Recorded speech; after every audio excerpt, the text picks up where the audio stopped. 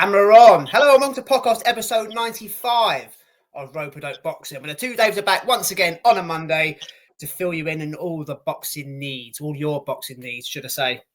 Whilst you're sat there, ladies and gentlemen, if you're watching off, if you see our ugly mugs while you're there on YouTube, a couple of icons below there. There's a like button, there's a like icon, there's a share icon, and most importantly, as Dave's pointing there, there's a subscribe icon as well. Just give them a quick click. While you're there, you obviously come to us for a reason to watch us for your hour and a half of your weekly boxing banter. And if you're on your audio feed, same T's and C's as usual. Give us a like, give us a subscribe, and a 5-star review, as nothing else will do. David boy, how's life down south, mate? I ain't spoke to you for a week. It's all right, mate. Yeah, I don't think we've had as much shitty weather as Ireland and Scotland, and maybe yourself, because the Midlands seem to get a shit bit of it. But had a little bit of wind Friday, I think it was Thursday, Friday. Nothing out of the ordinary, mate. Didn't do a lot of Saturday. I had a couple of beers Saturday for the boxing. Had about a few bottles at home, and then went to Arsenal-Chelsea women's on Sunday with Lola. Arsenal got beat 1-0, 86-minute penalty. Bit iffy, the penalty. Never a pen. I was at the other end, so I couldn't really see if it was iffy or not. But I had to obviously message you because you were watching it to see why McCabe got sent off. But yeah, it was. Yeah, she's known for that, isn't she? But it's the first time I've been to Stamford Bridge. Born and bred in Shepherd's Bush. Hate Chelsea that much that I wouldn't set foot in there. But your kids make you do stuff you don't like to do, and it just felt like it just felt wrong being in there. All the Chelsea songs, like and with blue ears. I was just in there thinking, this is why I hate it. Like, I would have liked to come out there with a win, but wasn't to be. But Lola enjoyed the day out, mate. But yeah, that was my weekend, mate. What'd you get up to? I was just going to say, they said you hate Chelsea with so much with Avengers, etc. I totally get it. Obviously, I support Fulham. I don't follow the men's as much anymore, but obviously Fulham is Chelsea is Fulham's rival. So I was just going to ask you a question there. You had to go and watch a game. You had just say, for instance, top of my head, maybe the non-question of the week. We haven't done that for a while.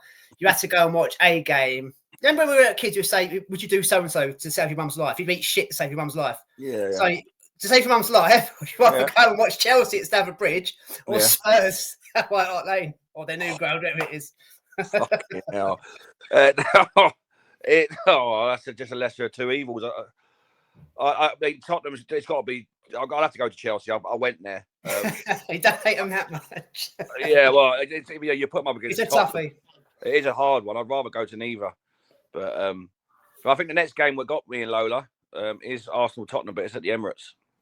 Nice. That should be decent enough. But then saying that, Chelsea got 35,000 there yesterday. And do you know what? It's a Fulham Broadway, like the station. It's a ball ache, man. I can't imagine what it'd be like for Chelsea fans to go there regularly.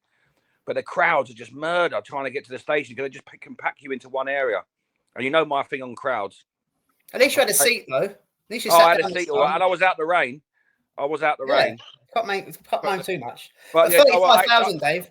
Sorry, mate, 35,000 for women's football that apparently people don't care about.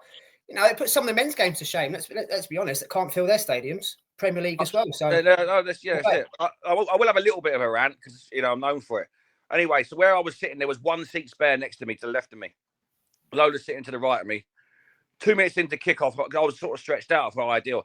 2 minutes into kickoff, the fattest bird I've ever seen in my life started waddling up the stairs, and I thought, she's 100% going to sit next to me, please. Lo and behold, she sat next to me, and her legs were so big that it was on I could feel the warmth off of her. Like her leg was and I sort of moved over towards Lola. But she leaned forward to talk to her boyfriend who was sitting in the seat at the front, which obviously made her wider. And honestly, I had to look round her to see the corner. That's big, isn't it? Honestly, it's just my fucking. Lola looked at me because she knows what I'm like, and she looked at me and she knew I stood up for 45 minutes of the game just so I didn't have to touch this bird's leg. And you don't like standing. So that's saying something over how much she was so fat. I was making out that I had a bad back, but it was because she basically sat on my lap. Half her leg was on my lap. It was that big. And I thought, how's your luck? The fattest person in the fucking stadium sits next to me. And so yeah, and then Arsenal got beat. So what a day. Yeah. Just to add on to that, I thought you were going to tell me the price of the wine gums. Remember, you was the price of wine gums at the Emirates. What they are, £5 or whatnot. What's Chelsea's price of wine gums? I like. I did a common theme when you go to away games, mate. I was so disgusted about the wine gums for Arsenal. I haven't bought them since. But I will say their programs are £1 less. Arsenal's Okay. £1.50, so Arsenal's £3.50. I said to Lo, do you want a program? She went, no, I don't want a Chelsea one. I said, fair enough. When I went past, it was £2. I thought, fucking hell. And they were giving away WSL sticker books with stickers. Yeah. And you know Lola's collecting them. So there's people outside the stadium just handing out free sticker books with stickers. So Lola got one just for the stickers. So yeah, it was all right, I suppose, for a day out. Yeah, a day out with your daughter, mate. What did I do? I mean, you can guess what I done. I did the same thing every bloody week. Yeah, it worked. Have a guess what I done. Drunk wine on the Sunday with your mum and dad. Not your mum, my dad. Oh, and then went to work. Basically, yeah. So I was pissed by 7, in bed for 8 o'clock. Woke up with my coat on this morning to take Noah to school. So I was absolutely rat-ass. Football-wise, mate, it's fucking grim. So Friday didn't have a game this weekend. It was called off, not because of the weather, but they actually had a cup tie, so they couldn't play their team. Just as well, really. Noah's team, bless them, they lost 2-1, and a bit of an incident with the referee. I won't bore everyone. One of our boys got fouled. The referee got confused and made it a drop ball. All our boys were not in their half, so we lost the drop ball. Then they went down the other end and scored. So our parents and our manager and coaches went absolutely mad. Literally, the referee came over and apologised after. I was a bit too late then. I know it's kids' football, but it was a major boo-boo. And Established Women got absolutely stuffed 9-0. I see that, yeah, by Burnley, wasn't it? Yeah. So in a relegation battle, mate, the best players are leaving. It's fucking shambles, an absolute shambles. As long as Daisy don't leave. Well, that's the manager, mate. So if hopefully, touch wood, as I say, that we stay up, and that her dad Aid Clement stays there as well. It's highly likely that she'll stay, but who knows? There's a few games left to go. Season finishes the same as the men's around about May time. So yeah, kind of have fingers crossed for the girls there, and anyone that's getting a bit depressed with kids and women's football. But we're not here to talk about kids and women's football. We're here to talk about the boxing. Now, there's a lot going on in the world of boxing at the weekend. There's a bit of news going on. Obviously, Dave will elaborate in his David McDonald section. And there's a lot of fights going on this weekend as well. We're getting very, very spoiled at the moment. But we are going to talk about what happened the weekend just gone. There we go. There's my banners there. So, better contenders needed for Inoue. Obviously, I'm talking about Naoya Inoue. Fighting on Friday lunchtime over in Tokyo, Japan. The monster was defending all of his straps again down at super bantamweight. He took on South Korea's Joon Kim, apparently the only person that put his hand up out of all those contenders to fight him. Inverted commas, that literally didn't happen. But I'm going to sum it up, Dave, the way I saw it. We gave our predictions last week. We said how we thought it was going to go, and we knew how it went. So how I watched it, I was in bed. Obviously, because it was at lunchtime, I was at work on a Friday. Got up, went straight onto YouTube. It lasted for as long as it lasted, 4 rounds. Inoue Day for me played with his food for 3 rounds. He let Kim throw a few shots at him. He'd probably give the paying fans in the crowd a bit of money's worth. Felt his power, nothing to be. We all knew there was nothing there. He shouldn't have even been in the ring with him. Inoue had a little bit of a look at him, a little bit of a download. Joon Kim must have been either very, very stupid or either very, very stupid to egg Inoue onto the ropes to throw more.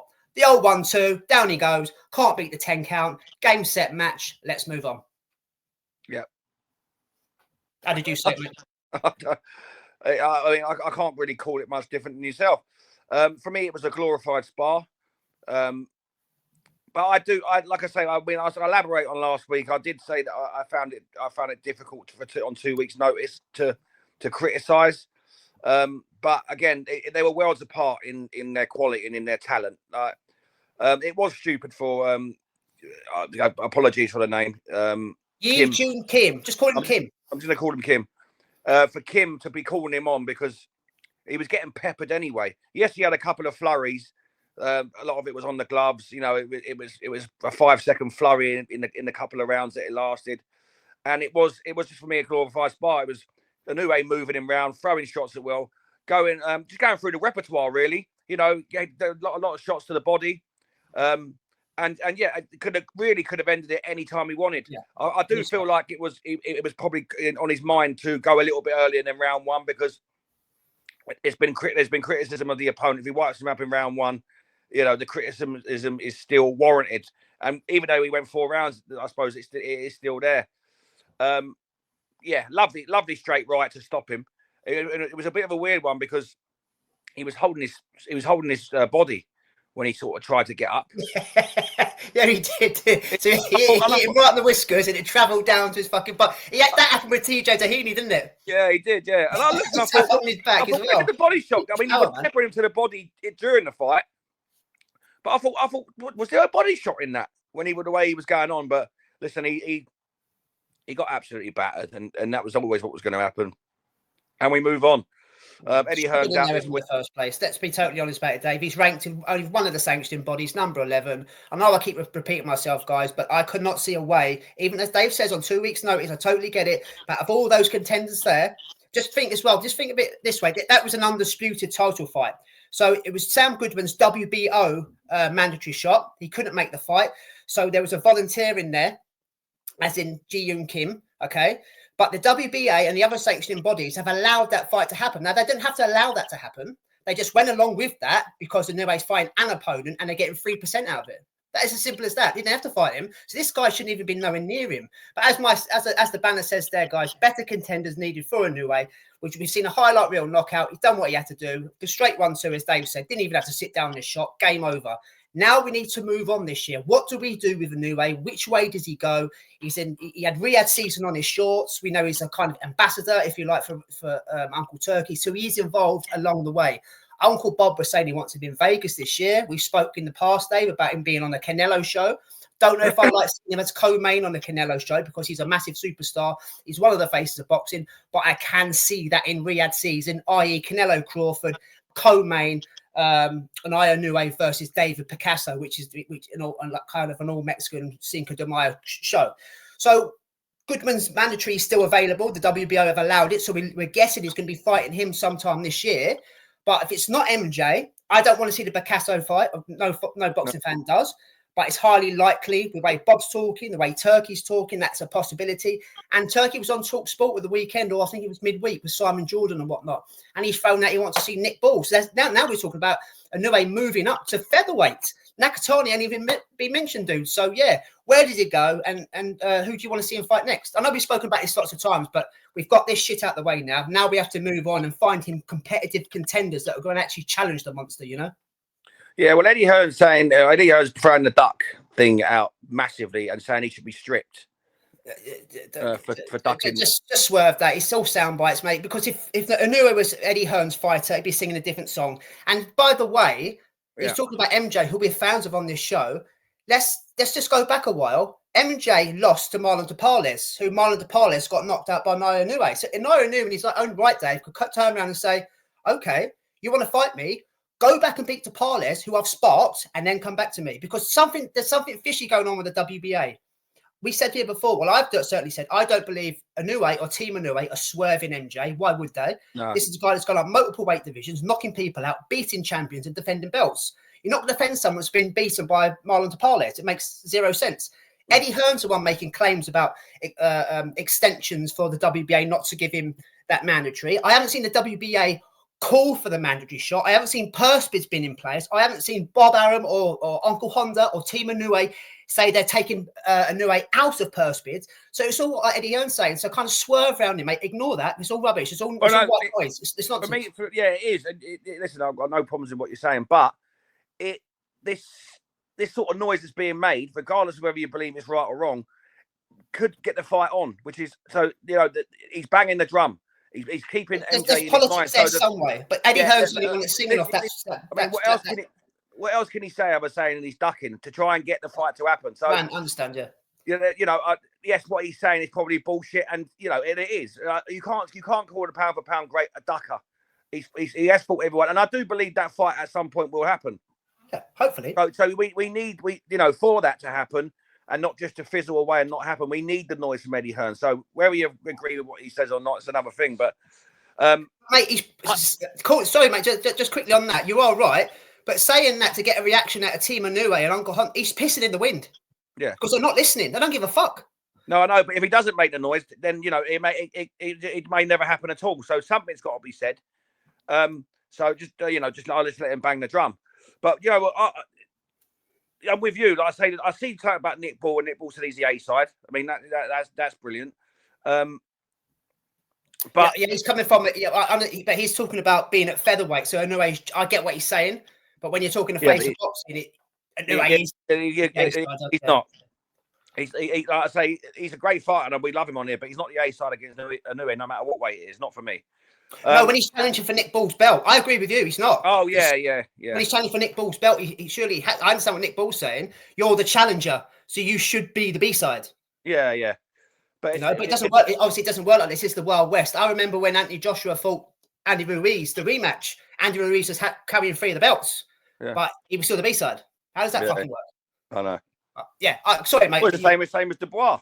Fucking, just gone.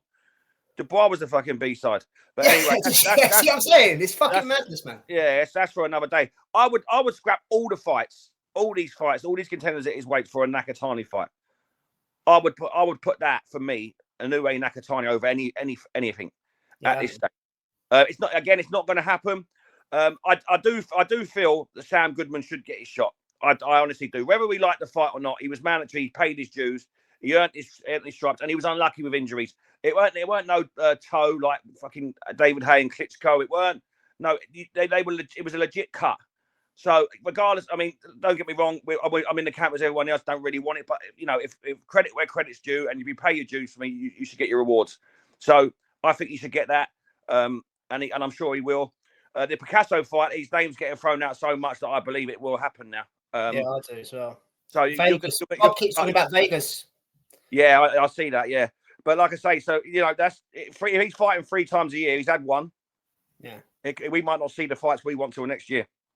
So we're guessing then David Picasso over in Vegas, the T-Mobile, whether it's part of Cinco de Mayo or the Independence Day, Mexican Independence Day, I believe he'll be fighting there. And it's either MJ, which doesn't look likely, depending on what the WBA want to do, or Uncle Turkey's wish list, Nick Ball up at featherweight. Now, if he does move up to featherweight, Dave, from Naoya Inoue, and we're talking about Sam Goodman, if the Sam Goodman fight is delayed because of injury, if Inoue does decide to jump straight up to featherweight, because he hasn't really come out and said what he's going to do, nobody knows. We're all just second guessing. Sam Goodman might be elevated by email to be the WBO champ. So, yeah, not the way he wants to win a belt, but once he leaves, those belts will be scattered. So, yeah, who knows? Who knows? But just quickly on that card, did you see the undercard fight between Jim Sasaki and Shuki Saki? I think I said that right. No, I didn't see it, mate. Good fight, but what I wanted to mention was the winner, Sasaki. Can't speak a word of English, but fair fucks to him, man. He got a little, he obviously prepared for it in case he won, which he did go and win. And he started calling out names in English to what the guys at 147, Boots, Danny Onis, Barrios, Brian Norman. Oh, Jr. Did he, yeah? Yeah, fair play to him. You get fighters in the West that just say boring interviews like, oh, I'll just leave it to my manager and promoter. I don't care who they put in front of me. I don't care what next. This guy's just gone in there and, tried to learn English and read names off, and he told everybody who he wants. Japanese boxing's fantastic. I fucking love it. I just wish I was awake all morning to watch more or less the whole card, But yeah, fair play to him. Fair play to what they're doing over there with Uncle Honda, and obviously Turkey's involved in there now. So yeah, well done to the Japs. Right, let's jump over to the Cosmopolitan. Let's jump over to Las Vegas. Saturday night, Diego Pacheco made it 23-0 with a unanimous decision win over his opponent, Steven Nelson. Made up predictions last week. I saw a couple of people on social media having the same sort of rhetoric as me. A guy we're hopefully going to have on the podcast next week, Liam Tully from SW Fight Hub, and a few other podcasts is involved in. We had the same kind of thinking. We thought Steven Nelson would be a problem. We thought Steven Nelson would land, possibly put Diego Pacheco down, but we've both thought that Pacheco would go on to win the fight, and he did go on to win the fight. I just want to say Steven Nelson is one tough motherfucker. Agreed. That dude is as tough as they come, because Diego Pacheco won the fight. Yeah. I mean, the first 3 rounds, Dave, I had Steven Nelson winning, but Diego Pacheco wasn't doing anything. He was more or less sort of downloading, Feeling out, didn't really throw out an odd jab, was, just moving in and out, wasn't really doing anything. The work rate, the effort, the shots thrown, there wasn't many landed, but the shots thrown, the activity was coming from Stephen Nelson. So going into the fourth, I did 3-0 up. And Pacheco's corner was saying to him, right, now you need to start doing something. You can't keep doing this round after round after round. He's the busier fighter, etc. He's clocking up the points. So Diego Pacheco does what Diego Pacheco does, mate. We've been critical of him on here in the past, but every time we see him now, he's getting better and better and better. His feet, his range control, controlling the distance, the shots he was landing, the angles he was finding, defensively very, very good. But he was landing his biggest shots, guys. He was landing massive uppercuts, big combinations, big hooks. Stephen Nelson just fucking ate them all up. Yeah. Anybody else in that division, bar Canelo, gets knocked out. He took everything, Stephen Nelson. And I thought even the comments were like, how's this guy not gone down? But he was a live dog for fucking 36 minutes. He was in that fight. Yes, granted, he couldn't really get past Diego Pacheco's long reach. He had the height advantage, Dave. He had the reach advantage. The game plan was kind of quite static. He was trying, just couldn't get on the inside. And the last 2 rounds, Bomac more or less said, go and fucking roll the dice. You're losing the fight. You're going to have to go and knock him out. And I gave him the last 2 rounds because he started cutting the ring off. He started landing on Pacheco and he started having success. I was going, go on, Steve. I'm a fucking Pacheco fan. We're both Pacheco fans, but I found myself rooting for Stephen Nelson. Pacheco was class. We know what he's all about. And the headline there on the banner, guys, is Mbili, Munguia, Berlanga, or Plant next for Pacheco because none of them are getting the Canelo fight. But I just want to highlight how well and how surprised and give him his flowers, give him his kudos, wax lyrical. Stephen Nelson, fair fucks to you, man, because you made that a harder fight than what it should have been. Well done. And obviously, well done to Pacheco for getting the job done. But, mate, did you see it? I thought it was a fantastic fight. And again, just super praise to Stephen Nelson. Yeah, no, I thought it was a great fight. And you know what? I liked Pacheco's performances. I thought it was a measured, mature performance. I feel like he knew that Steve Nelson was going to be a live dog in this fight, like you said, and was expecting him to start early. That's why I feel like he was very, I wouldn't say cautious, but he was working behind the jab, throwing single shots in the early rounds, just warming into it, not doing anything silly, not getting drawn into Stephen Nelson's fight because he had all the attributes to keep him at range, which is what he did.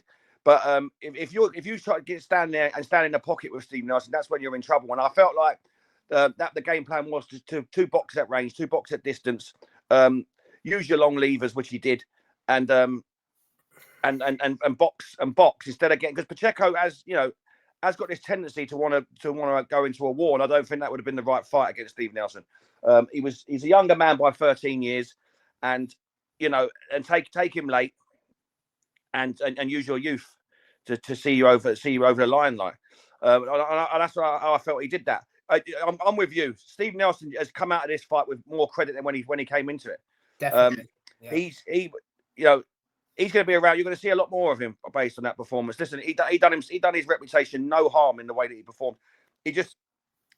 Pacheco is like 6'3", super middleweight. He's a tall lad. He's got long levers and that, and Steve Nelson filling out as well, Dave. If you notice how much he's filled out. Yeah, Steve Nelson's very compact. Wants to draw you into a fighting a phone box, and take you into a war.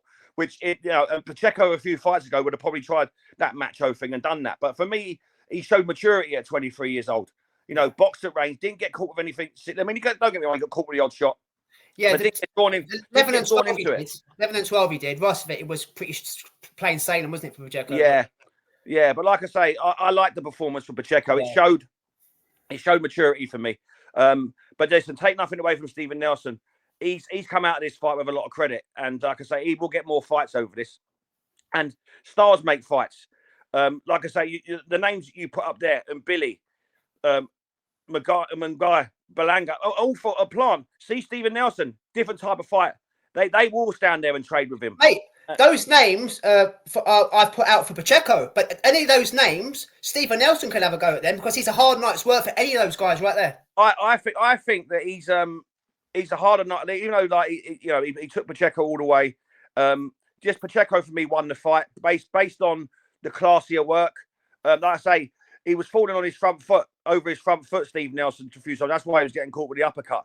And but he had to lunge though, didn't he? Because he couldn't get past that long reach. He had to lunge in at times. He was getting caught in the way in.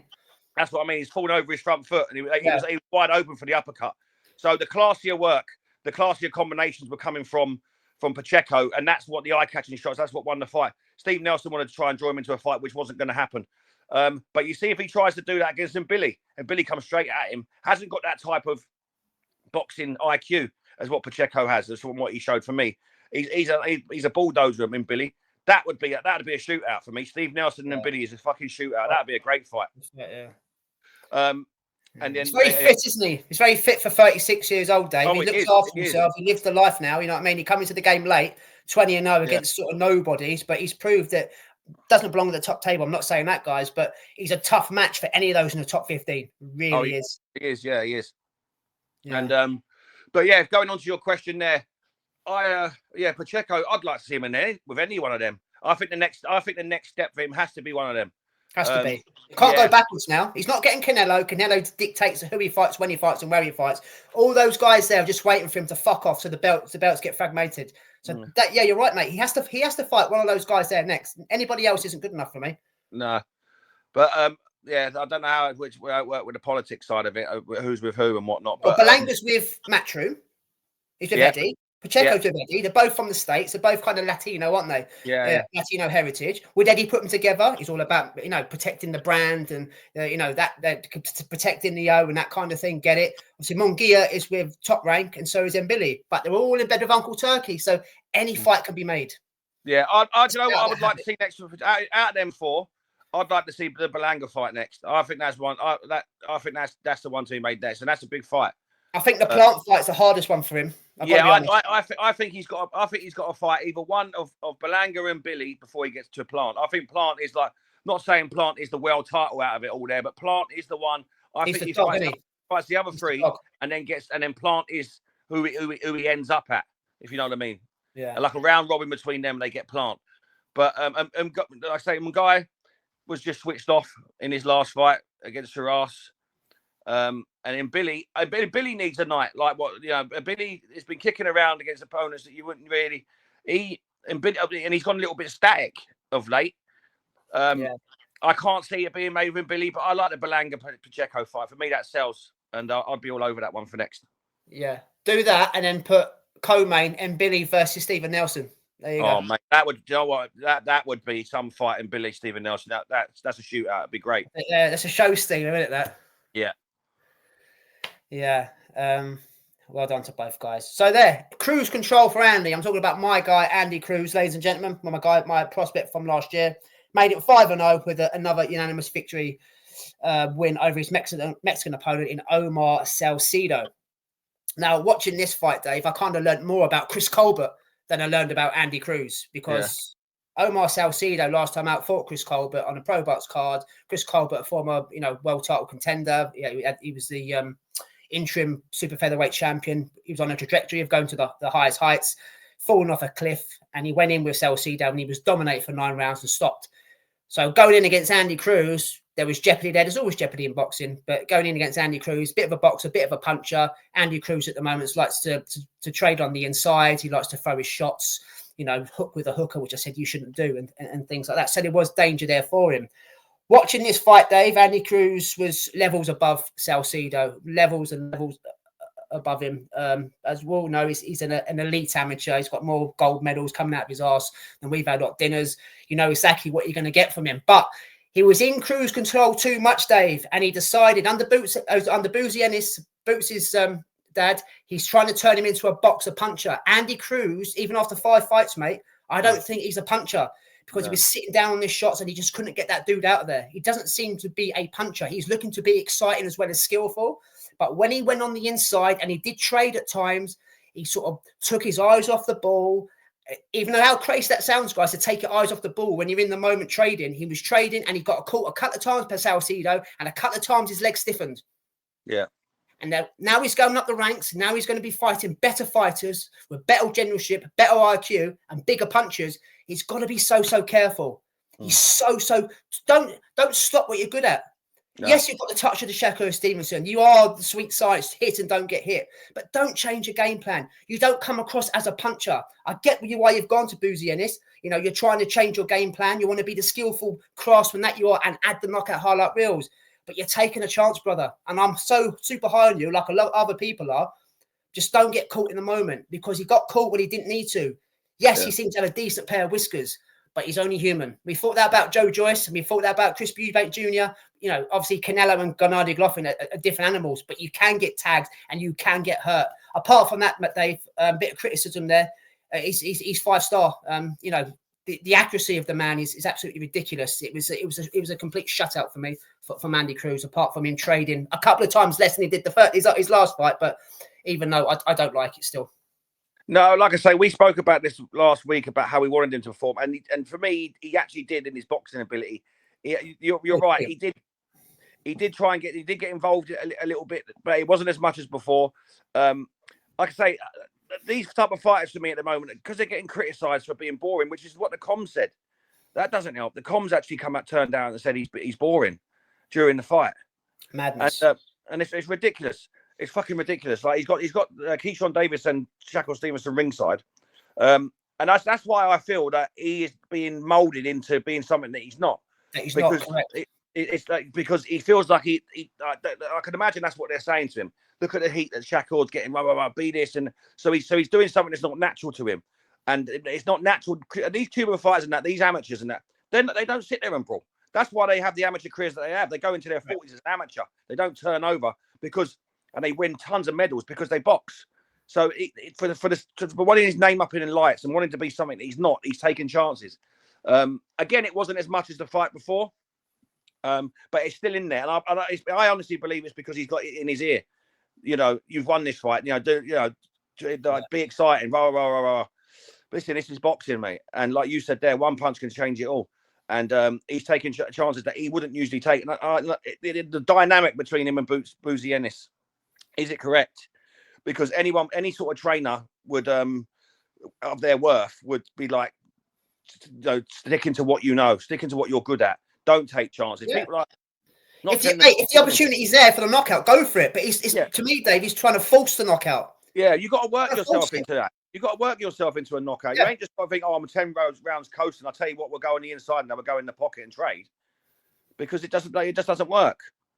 But I do think there's a shadow over these type of fighters in the States at the moment to have to perform, to have to be exciting, and I do think it's playing on their mind in the way that they're approaching fights. When it's boxing, at the end of the day, it's hit and not get hit. You like I say, Floyd Mayweather was criticised for being boring. That man didn't care. Just walked about, saying, "I'm leaving this sport with my faculties and all that." But these fighters that are coming through now, and world champions like Shakur and Keyshawn Davis, and they're under pressure to be exciting instead of going in there, boxing their head off. The sweet science is what is what it is all about. But even that's enough now. You've made a great point there, mate. You made a great point there saying about it's always in his ear. It's always in his ear, because you just mentioned Keyshawn Davis there. Keyshawn Davis has gone and annihilated that Argentinian opponent. Now he's getting himself a world title shot against Brenchik. And obviously, Boozy Ennis and the team probably saying, hang on a minute, Andy, you've beat Keyshawn in the amateurs 4 times. You've got his number. You're the man. He's just gone and done that. You can go and do that. You're better than him. So he's probably got that in his mind as well, Dave, thinking, well, I'm much better than him. I've got the power. I've got the skills. I'm going to go and get the knockout. I want to get the highlight reel moment. You're true what you say. It could be constantly on his mind now. Because I don't think it's just him, Dave. I honestly feel like that's how a lot of them are being told that. Yeah. Because it's being labelled that a lot of them, they're getting booed out the ring and all that sort of stuff. It's ridiculous. Like, yes, everyone wants to see blood and guts and knockouts and all that. But not every good fighter all over the years had that. There's a mixture. You have fighters that go in and they brawl and they get knockouts and everything. The Tony Bellew for starters. Like he the bomber bangs people. Everyone loves it. But there's also you've got Lomachenko's of the world, who you got to take it in equal measure for me. And I don't think that you can go in there and absolutely school someone, a world class fighter, and school them and get criticised. I don't think it's right. Not everyone can knock everyone out, but it's boxing at the end of the day. And if you could go in there, not get touched with a punch, do 12 rounds, then you should be applauded for that. But again, it is the entertainment business, and people, so it's a difficult one. But I don't think you should be taking chances on, for the sake of entertaining. If the knockout's there, take it. But like you said, he's going to force it one day and get caught. Yeah, and you've got some punches in that division, haven't you? You've got Moratella, who has obviously been touted to fight Andy Cruz next. He's got that IBF ranking, so he's going to be quite high when the rankings get reshuffled at the first of the month. Obviously, Tank Davis is the biggest puncher in there. You've got, don't get me wrong, Mark Chambers kind of disappeared and Sam Noakes is on a trajectory, but these kind of guys punch. And when you trade, irrelevant of the opposition, like you just said there, mate, Tank Davis. Now, I don't care who you are. You don't go in there and start throwing punches in the pocket against Tank Davis. You go in there and you hit and not get hit for 12 rounds if it goes that far. You stay switched on for the whole fight because Tank Davis puts your lights out. So, why would you be any different? I know you got to go up in levels and that's world class and all that, but he wouldn't approach that fight and take them type of chances. So he shouldn't do it on the way up. That's for me. Crazy too. Absolutely crazy to do that. But apart from that, I seem very critical of him. But apart from that, it was a 5-star performance. I thought it was a brilliant performance. Like I say, it was. It doesn't help that the comms are turning around saying it's boring. That's ridiculous for me. They shouldn't be saying stuff like that. Yeah. The comms are interesting because Sergio Mora was on comms, but he had a sore throat. He sounded like a little girl. So he left. Well, he didn't leave the building. He went and sat down and they drafted in Ray Ford, Shakur Stevenson and Shane Mosley. Not Shane Mosley, sorry. Sean Porter. To help Mannix on comms, which is quite entertaining. And just lastly, guys, on that card, I did mention last week, Ernesto Tito Mercado, one of Eddie's latest signings, was up against Jose Bajada, a former world champion, 15-0, going into 16-0 now. Mercado, very, very dangerous fighter at super lightweight, Dave. Got the knockout in 4 rounds, very talented, very arrogant as well, but very, very good. He can sell a fight. He was calling out Shakur, them two are rowing at ringside. Keep an eye on Tito Mercado, guys. This guy's fucking dangerous. Possibly one of Eddie's best fighters at Matchroom. I did say, because my bias was Andy Cruz, technically he's probably the best. I know he's signed Pat Brown and a couple more overseas Olympians, but Mercado is the one to watch. Didn't lose a round and sort of schooled and beat and battered a former, a good name still. I know he's aging now, but a good name in Jose Pedraza. So super lightweight division, better watch out for that guy. So Jose Pedraza's he's becoming an opponent now, isn't he? He's unfortunately, becoming a gatekeeper. But again, he's getting banged out. He needs to be careful, man. There's only so many more of them he can take. Yeah.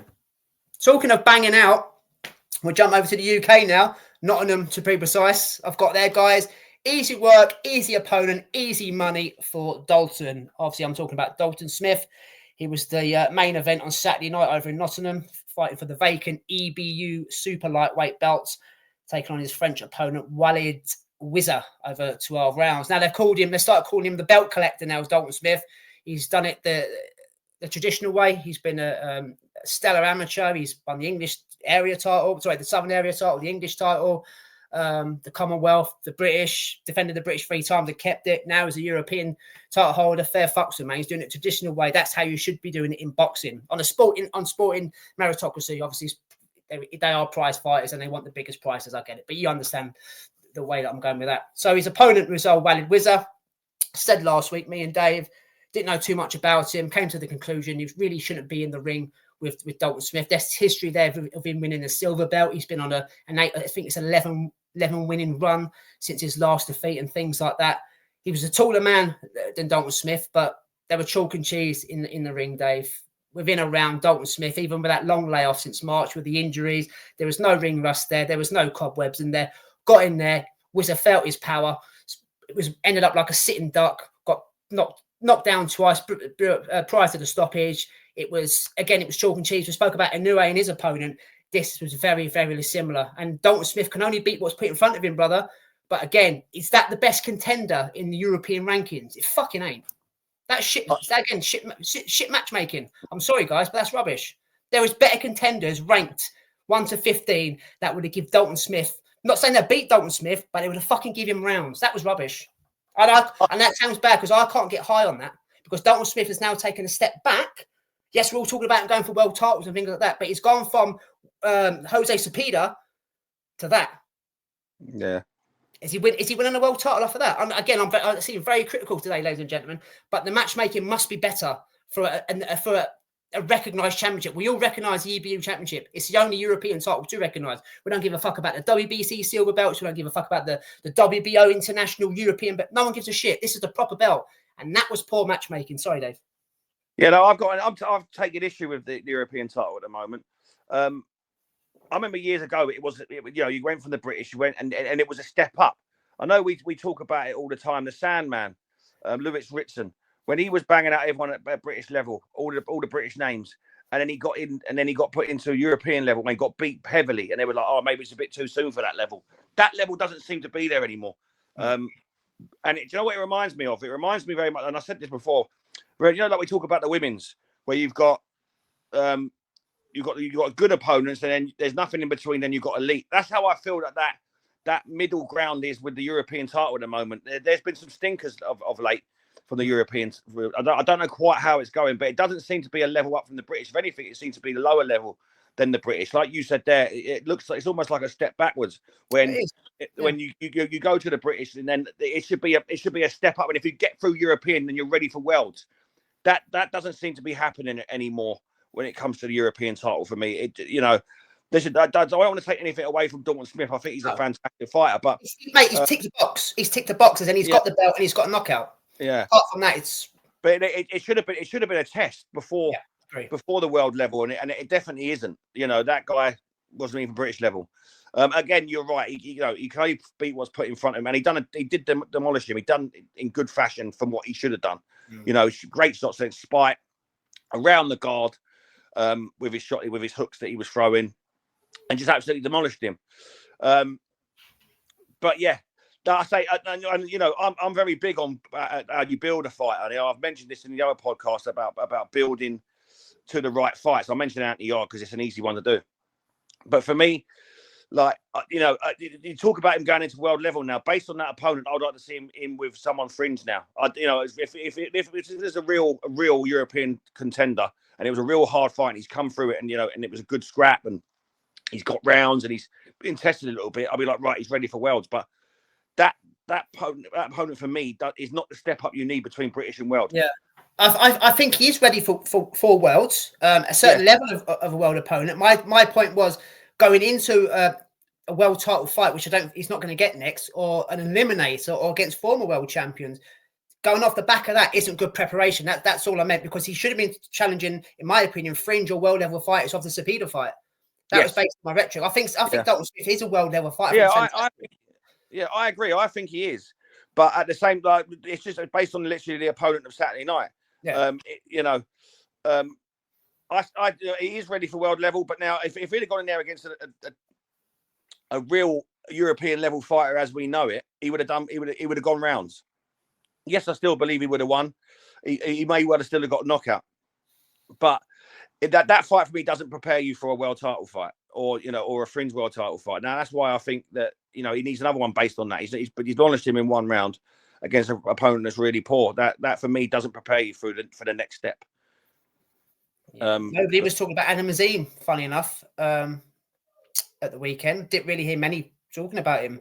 It looks like they're both going down different paths, should I say. I definitely want to see it. It's his turn this weekend. He's in with a much better level of opponent than what Dalton Smith was fighting against. So interesting to see what he does. But I have written down some names. So I did say there that I don't believe Dalton Smith will get a title shot next. I think he's ranked number 2 with the WBC now. He's got that EBU belt, which is owned by the WBC. So there's always a path there. But you've got Sander Martin versus Albert Puyo, who is the Dominican current champion. So them two again on in May, I think, or March, them two are fighting. But Devin Haney is the champion in recess. So Devin Haney, I'm guessing, he's got a fight against Jose Morales coming up, non-title fight, but he'll want that belt back. So he possibly try and keep up, guys. He possibly will want to try and fight the winner of Pulo and Sander Martin. So he gets his belt back to defend against Ryan Garcia, which leaves Dalton Smith like his counterpart as Jack Catchwell out in the cold. So that's just my thinking. So I said I believe he's ready for world level opponents. Now, all these guys I've listed here, Dave, have all got something in common. See if you can guess what it is, okay? All in the same division as Dalton Smith. So you've got Subro Mateus, you've got Liam Parro, you've got George Cambosos Jr., you've got Regis Prograis, you've got Isaac Cruz, you've got Rolly Morero, and you've got Josh Taylor. What's the link? I have no idea. They're all former world champions. Get in with any of them guys, you're halfway there to going for a world title shot. Take care of any of those guys. Yes, we've had our reservations about George Kambosos Jr. now. He had the best night of his life against Teofimo Lopez, a couple of years ago. But all of those fighters there, Regis Prograis, I know he's booked to fight in a couple of weeks' time. Isaac Cruz is fighting at the weekend. But further down the line this year, all those guys there, get past them, do it in style, then we can start talking world title fights, mate. That's my opinion. I don't know what you think. Yeah, no, I totally agree. I was going to ask you on this because I've seen a lot of it after about Jack Catterall and Dalton Smith, and people saying that Dalton Smith's going to get a shot before. Yeah, he will. He's going. If he does, that's mad. That is absolutely mental if that actually happens. And like I say, if they're both with Eddie Hearn. Imagine that if I'm Jack Catterall, I'm banging on Matchroom's door. If Dalton Smith gets the nod, and going, what the fuck is going on here? But like I say, the names you're out of there, man. It's a good division, and like you say, you're adding your Dalton Smiths and your Adam Azims into it. So the super lightweight division is in the next couple of years is a tasty division, man, with some big fights to be made. With Josh Taylor. Yeah, is Josh Taylor available? Is he still want it? Can he still make 140? If he can't, Super Mateus is sitting there doing nothing. Liam Parrow will want his belt back. He'll want to get back into the mix. Get him a fight with Dalton Smith. Why not? What? I actually think the Parrow fight out of the ones you just named there is probably one easier to make, and two, both Matchroom. They're both Matchroom, and it's probably the right time. I think Liam Parrow is tailor made for a Dalton Smith now. I think, and then if he goes in there and does Liam Parrow, that's it. It's world title on. I would the Josh Taylor one. I think Josh Taylor needs to move up to 147. And will Josh Taylor, you know what he's like. He won't want to be a stepping stone for Dalton Smith. So I would like the Dalton Smith Parrow fight. I think that's good, easy to make, and I think that it's a winnable fight for Dalton Smith for him to look good because Parrow, will stand in the pocket and will stand in and want to trade. I think that'd be a brilliant fight for the next one. Parrow versus Smith. Watching Tito Mercado on Saturday night, same division. There's no way Eddie puts them two together. Fuck me. No, that's high risk, low reward. That is. That puts Dalton Smith's fucking.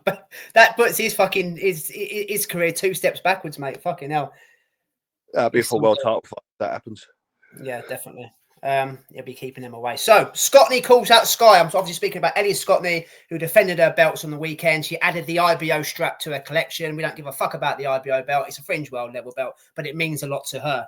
She took on Mia Mutu, the Kiwi girl, unbeaten, 20 wins, 8 KOs. And Shannon O'Connell on her resume. Tough girl, very tough girl. The Polynesians from that part of the world, the Kiwis and that, they seem to be very tough. You can't get rid of them. They're there to fight. They're fighting people. Ellie Scotney, I thought, lost the first 2 rounds. She was kind of downloading. She couldn't get her work off. Again, went back to her corner, read the right act. From round 3, mate, she fucking dominated. Her feet were fucking perfect. I think it was Mike Costello. He said it as I was watching it. He said, watch the foot feints. Watch the foot feints of Ellie Scotney. Every time she's foot feinting, she's making Mutu come forward, and she's catching on the way in. And it was textbook. It was absolute textbook. Very, very good to watch. But Mutu, mate, I was texting you during the fight. I thought the commentators were right what they were saying, but they were also ignoring Mutu's work. Now, don't get me wrong; she's got poor feet. She doesn't move her head. She's just a kind of a brawler. But when they were trading inside the pocket, Dave, Mutu caught Ellie Scotney a lot. She caught her a lot, and they weren't recognising the work. They were both scrapping at times, and Mutu caught her. I'm not the kind of guy that says, "Oh, look at her face. That must mean she's lost." But Ellie Scotney had a few scratches on there. You could tell she'd been in a fight, and you go back and look at Ellie Scotney's previous fights. No one barely laid a glove on her. So it probably was her toughest fight of her pro career.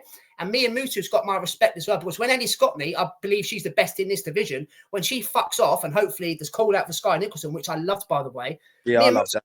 I believe she can pick up a title in this division, because work with the feet, work with the fundamentals, get a bit of lateral movement going, feint herself, there's potential in Mutu, mate. Even though she's at the back end of, I think she's the back end of 30, is she? Well, she's mid-30s, whatever she is. There's potential there in a shallow pool that she can win a title. But just to go on to Ellie Scotney, mate, from round 3, she was punch perfect. Very, very, very classy. Like what I saw. And I love the Sky Nicholson call out after. That, to me, is the fight to make. Sky can't get the fights. Ellie can't get the fights. If she can't get the unification fights, bring it on. Ellie Scotney versus Sky Nicholson is a tactical, technically very, very wankable fight. And I don't mean that disrespectful because they're two girls. It's a fantastic fight. But if it gets made, who knows? And they're both with Matchroom, so it should be easy to make. What did you make of Ellie Scott this weekend, mate? I thought she boxed very well. I thought she started the fight, again, getting drawn into a fight she didn't need to get into. But I feel like I think she got cut early in the fight with like a head clash. Round 1 head clash, yeah, you're right. And then but yeah, her footwork was, after like you said, after round 3, they had the corner work. Corner had McGuigan had a word with her, get back to your boxing, and she did. And like you said, the footwork and the feints was brilliant. She then started to show her class, and just boxed beautifully, in and out, slipping shots, plenty of movement for a fighter that was static. She stood centre of the ring. She did try and press the fight because she's a tough girl. But Ellie Scotney, worked her out and boxed and coached me into a brilliant points win. We spoke about whether she's got spite and she's got knockout power. I didn't see it. She didn't phase her opponent with any type of a. She was smiling the whole time, Mutu. Did you notice? Yeah, didn't stiffen her neck or anything like that. So I don't know that that's there, but my favourite part of it was at the end when she called out Sky Nichols. I didn't see that one coming. No. I'm glad she did. I'm glad she did, because these girls do need to jump between the weights to make the big fights, because, again, it's chalk and cheese when it comes to class. And, it's only the next division up, Dave. And I'm saying only, but you've nailed it there. These girls move up and down in weights. So super bantam to featherweight is, what's that, 4 pounds? Yeah. But like I say, it's if you noticed, all the elite fighters that are coming through now are all skillful boxers. They're all footwork. Yeah. It's key to it all. But if you're looking at all the best fighters out there at the moment, with your Sky Nicholsons, Ellie Scotneys, Lauren Price's, Lauren Price, they're all boxing. It's all fundamentals. It's all boxing IQ, which is winning them fights. And you're not getting blood and guts and whatnot and knockouts in them divisions. But at the same time, it's a sweet science. And for me, Ellie Scotney boxed very, very well. Again, I feel like I'm not saying Shane McGregor for any moment is trying to tell her to get fight within the pocket and be excited. I know he's not, but the girls get her under pressure to entertain and to get knockouts, and it's just not quite there. But if you actually look at it from 2 minutes though now, Dave. 2 minutes though now, either do they? No. But if you're looking at it from a boxing purist sort of angle, I say you can't fault the work from Ellie Scotney on Saturday night for me, mate.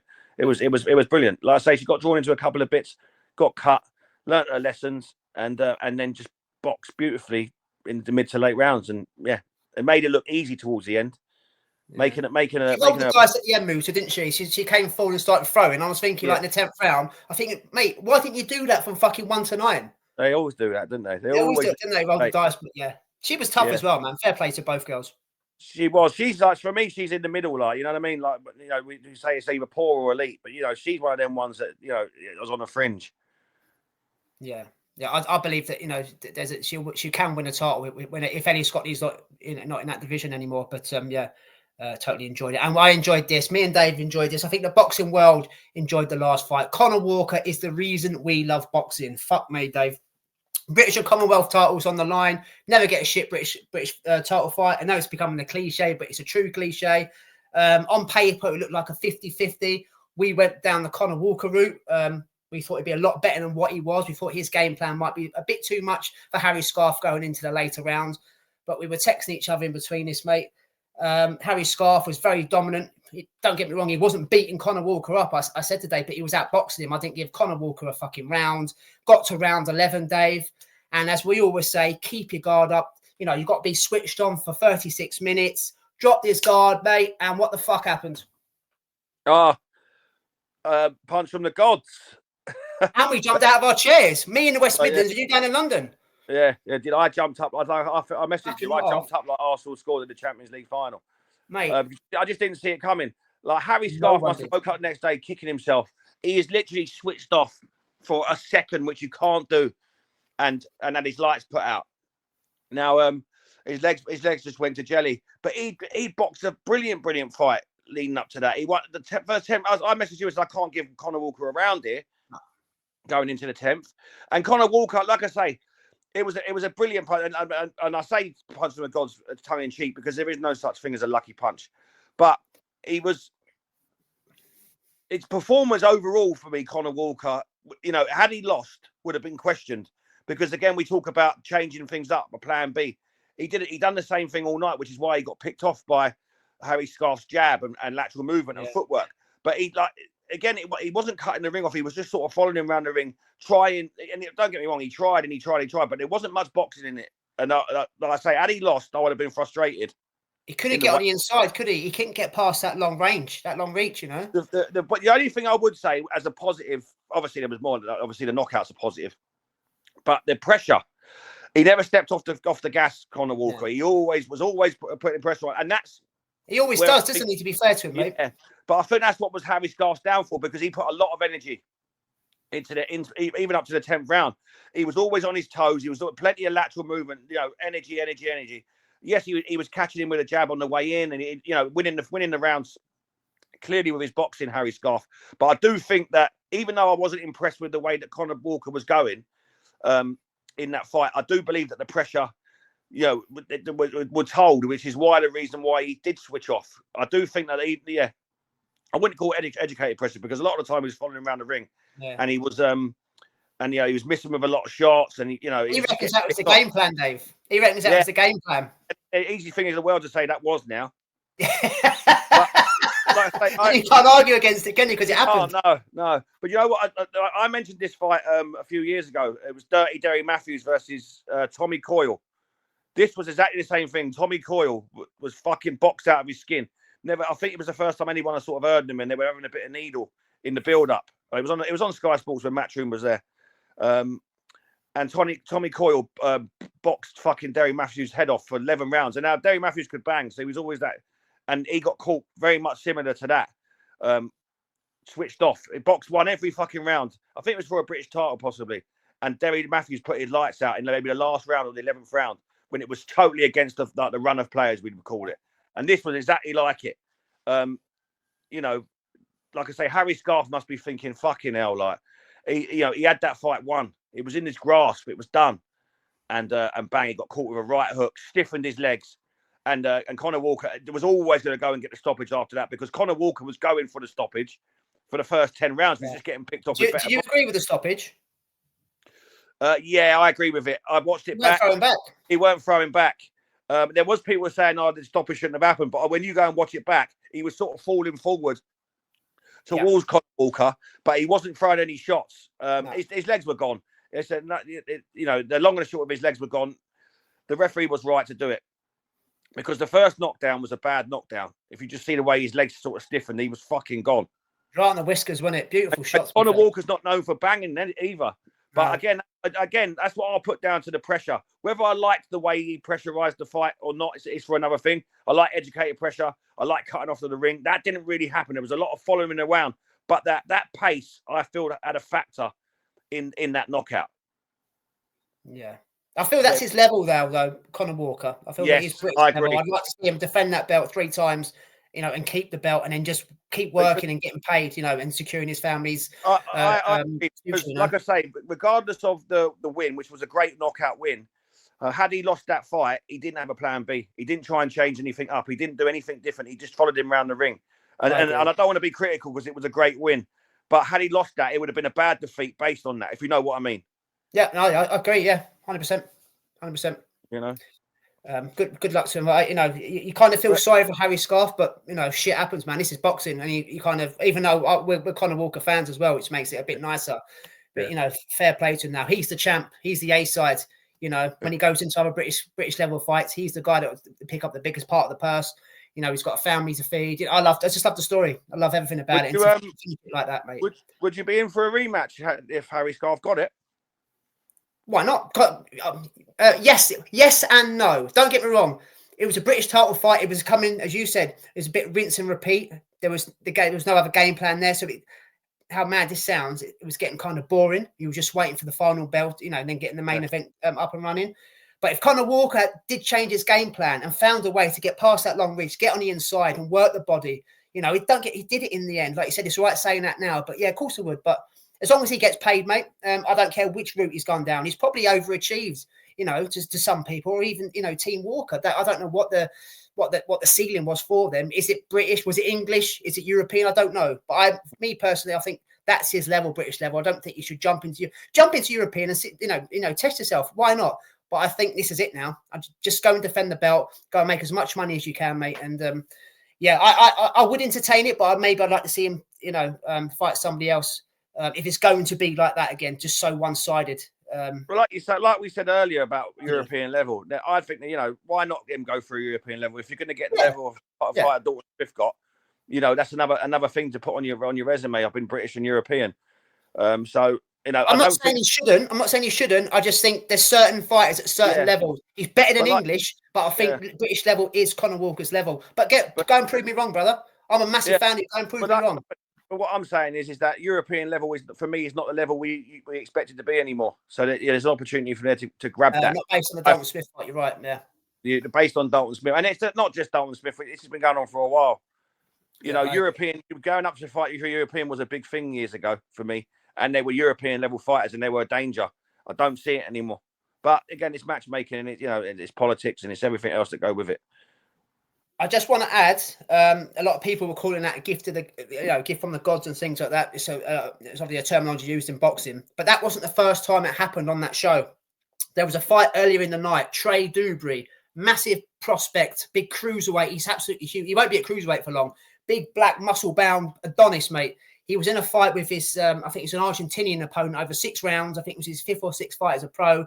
Cruising he was. He knocked down his opponent in 2 rounds, looked at bee's knees, teeing off at him. Lovely. Job done. Move on to the next thing, the next opponent. The 6th round, he done exactly the same as Harry Scarf. Got too confident, took his eye off the ball, put his chin up in the air, put his gloves down, and he got fucking iced. Now, when I say iced, he weren't folded. He got hit straight on the wrist because he got put down heavy. He got put down hard. Oh, I text you about. I don't know if you saw that one. I texted you. His head bounced on the ropes, and he just about made the 10 count. He got up and he just about made the 10 count, man. Another 10 seconds, he's getting fucking. He's out of there because he was all over the place. He was wobbling. He was saved by the bell in the 6th round, and he got away with one. And it was twice in one night of boxing. It was absolutely brilliant. But he'll learn from that as well. Try Dewberry, mate, because that again got complacent, got greedy, and he nearly paid the price, man. Nearly paid the price. I thought it was Michael Dewberry when you messaged me. Well, it might be a misfits, mate. His old teammate Wayne Bridge was dipping his toe in it. So yeah, but mate, good boxing all round at the weekend. I thought I really enjoyed it, and obviously we go on to performance of the week. Is it obvious, mate? There was a few to choose from, but where are you going this week, brother? I'm going to go for Conor Walker. Yeah. Got to be really. Like I say, it's Rocky stuff, isn't it? That is. Gets absolutely battered to the round 15, Rocky did, and then fucking pulls energy out of his arse and bangs out Ivan Drago. Very much like that for me. Yeah, I'd have to second that, mate. So Conor Walker gets the Rope A Dope Boxing Podcast's performance of the week. Now, usual segments, guys. De La Hoya or Bacoli hunt, because obviously everyone knows if you're new to the podcast, Dave's trying to get he's trying to get a follow on Twitter, X, what we know is Twitter, from Oscar De La Hoya. He's got a follow from Michael Hunter. He's looked to get a follow from Bacoli. Bacoli went off the scale, messaging in his own language. He was the bee's knees after beating Jared Anderson, didn't want to know anybody, but now he's back active on Twitter, messaging in English. So every week, Dave lets us know, lets myself and the masses know if he's got the follow from Oscar or has he got the follow from Big Martin. How are we doing, mate? What's the update? Shit. But, the De La Hoya was true to his word, and he done a clapback Thursday this week, and he went in on Bill Haney. It was a 4-minute clapback Thursday, just blatantly slating the Haney, saying he's a poor father and all this other stuff. Going to town on the Haneys. Typical Oscar, then. Typical Oscar. Yeah. But what he did do was he left the fucking comments off. So I couldn't comment on the video that or the clapback Thursday thing that he put on Twitter saying he's back. So there is no De La Hoya news because I couldn't talk to him. Bacoli's put a few bits out, so I've thrown out the fishing rod. Bacoli's a weird one because Michael Hunter he teased me for weeks, Michael Hunter, but I like in my comments, but then got no follow. Bacoli's just radio silent. And like I say, the reason I went for Bacoli is because he had like 4,000, he's following 4,000 people or something at the time. And I thought that's an easy win for me here. So he is more active, Bacoli. He is big time now though. He's big time now. He's not talking to the fans. So I've been hard at work trying to talk to both guys, but I'm still none the wiser, mate. So nothing to go on at. But Clapback Thursday is back. Never mind. Yes, that's a positive. That's a positive, mate. The old Clapback Thursday. Yeah. Hopefully, I've noticed you're right there. I've noticed on Oscar De La Hoya's tweets, he does take the comments off, doesn't he? So you can only sort of retweet and quote kind of thing. So a little bit frustrating, but it won't last. What I try and do. I go so because I can't talk to him. I go, yes, Oscar, and I'll at him in the retweet. Yeah, try and go down that sort of route with him. But he's hard to do it. He is. It will come. It will. Even if we're doing this in 2035, mate, when he's long gone and retired out of it, it will come. I won't give up. I will not give up. Don't give up. Right, David McDonald and his dongs. Have you got much news to do, brother? Because we've got 6 good fights to get through from the weekend, and I've got some bits. So we'll do David McDonald and dongs. I'm going to go dark here. We'll whiz through it. Yes, we won't go too much into it because there is a few bits. Mayer Ryan 2, possibly on the March 29th. It's been told that Michaela Mayer Sandy Ryan's WBO World Title Fight rematch is being targeted for the 29th in Las Vegas. Ryan and Mayer 1 did almost 1 million viewers on ESPN and delivered a Fight of the Year contender. So they're keen for that going forward. That's good for female boxing, isn't it? Yeah, it really is. So, sorry, mate. I wonder if Paintgate had anything to do with it because it was all over social media. You know, the alleged attack. No, it wasn't alleged. It wasn't an attack, but the alleged that it was Michaela Mayer involved when red paint was thrown over Sandy Ryan, and she went into the fight with that hanging over and things like that. So yeah, mate, deal me in. It was a really good fight. It was a world title fight. It was competitive. I think we both swung it in Michaela's. I definitely swung it in Michaela Mayer's way. I thought she did enough to win the fight, but Sandy Ryan was in the fight from the start to the end. So. Yeah, I've got a problem with that. Again, the best versus the best. I'd rather see that 2 or 3 times rather than Michaela Mayer or Sandy Ryan fight somebody from, I don't know, from the 4 corners of the world that hasn't been out of that country, that's, can't punch the way out of a wet paper bag, but because they're paying sanction fees, they're getting a mandatory shot. So, fill me in, brother. But again, what I said there, what's your opinion? It's got to be down due to the paint, surely. I reckon that's made a massive difference because it went viral, didn't it? Yeah, I think it had an effect on the fight. It had to. I think it ruins Sandy Ryan's preparation. Would she have still lost the fight? Possibly. We won't know. But I'm glad they're running it back. It was an assault, really. It wasn't it? Let's be honest. It was an assault. I mean, and it was premeditated as well. I mean, you're waiting for someone to come at their hotel. Yeah. So, as you know, we've seen the videos of it now, the CCTV footage. Like I say, there's just no need for it. So what colour do you think the paint will be this time, mate? There'll be no paint. She'll be securityed up to max. Big time, you're right, yeah. But no, like I say, it makes sure that we got a good rematch, and hopefully it's it's as good a fight as the first fight. Right, I'll whiz through this, mate. Keith Thurman to return. The former unified welterweight champion Keith Thurman will return on this for his first fight since his 2022 win over Mario Barrios. Sorry, Thurman will face Brock Jarvis on a no limit pay-per-view on Wednesday. 12th of March. Australia, in Sydney, Australia.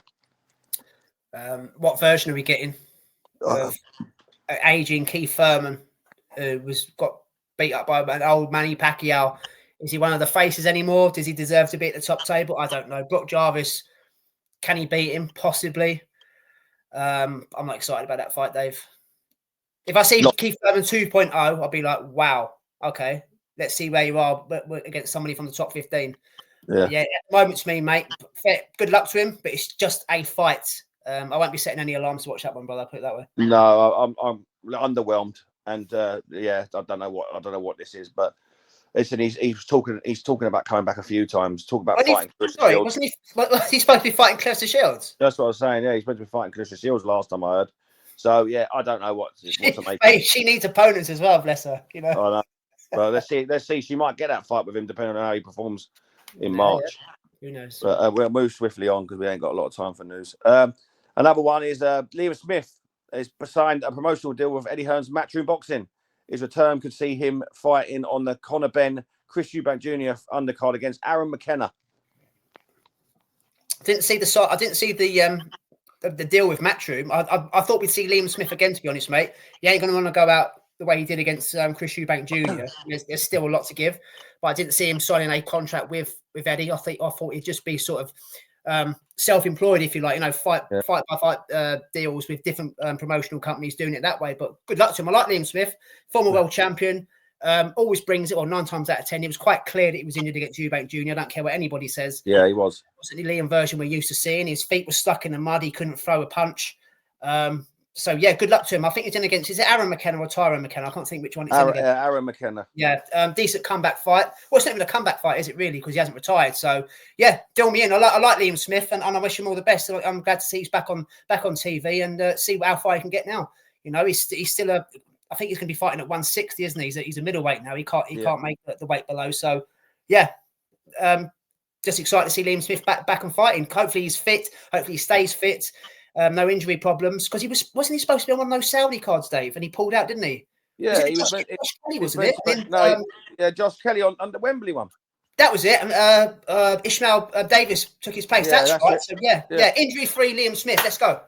Yeah, absolutely. Let's hope he is injured, because it was, like I say, his first fight with Chris Eubank Jr. was brilliant, and he was a totally different fighter in the second fight due to injury. So let's see if he's fully fit, and hopefully he is. Confirmed, Amo Williams will face Patrice Volney in a middleweight contest on the 2024 Olympic bronze medalist Amari Jones will make his debut on 15th of March in Orlando, live on DAZN.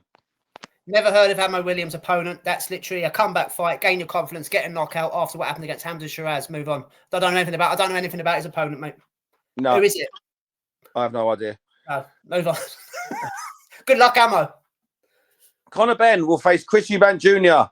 on April 26th at the Tottenham Hotspur Stadium in London. I think Alfie's going to want to go to that. I will see what the ticket situation is saying. I bet they'll fly off the shelf.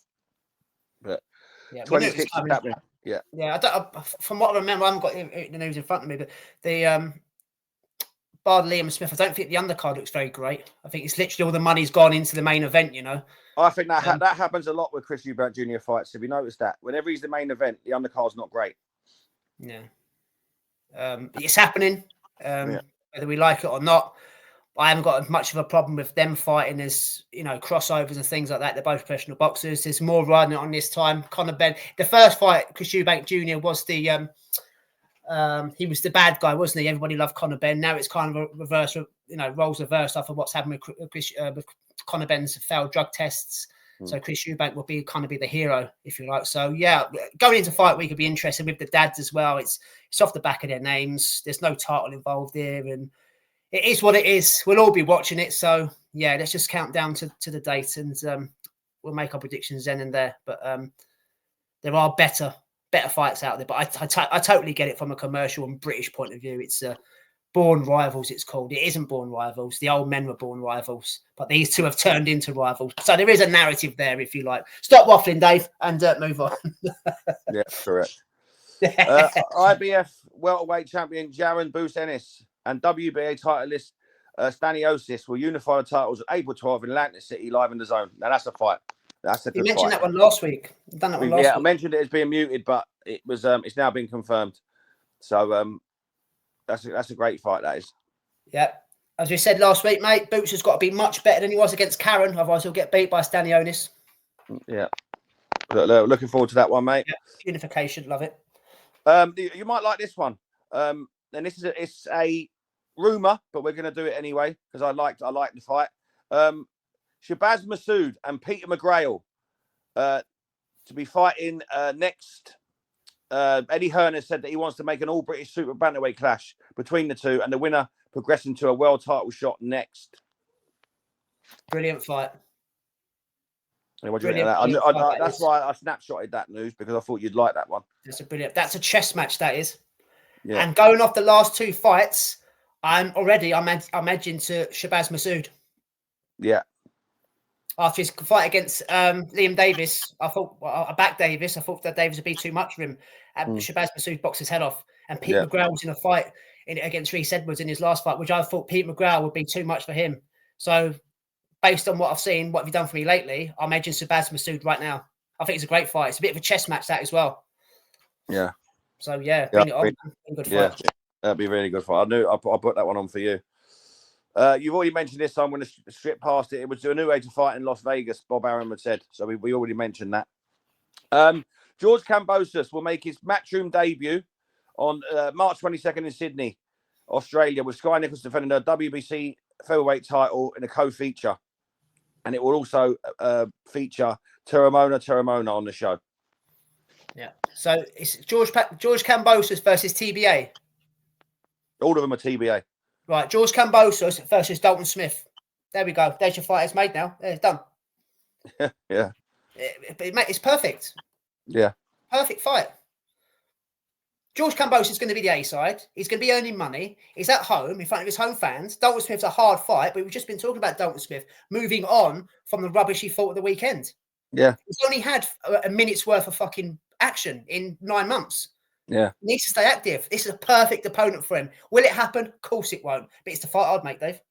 Yeah, absolutely, mate. And, George Kambosos Jr. Now, George Kambosos Jr. was living off that Teofimo Lopez win, and he's earned a fucking shitload of money since. Yeah. You're topping it up, brother. You're not at the top table anymore, but you're still a credible name. I think that's the fight I'd make, Dave. Like I say, but it won't be. No, it won't be. It's going to be an underwhelming opponent as a main event for George Kambosos Jr. You trust me. You mark my words.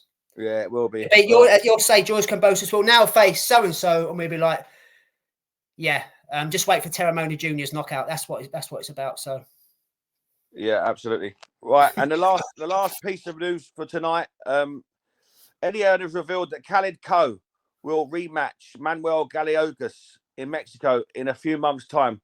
Gallegos pulled off a major upset, stopping Ko in Philadelphia in November. You remember that knockout?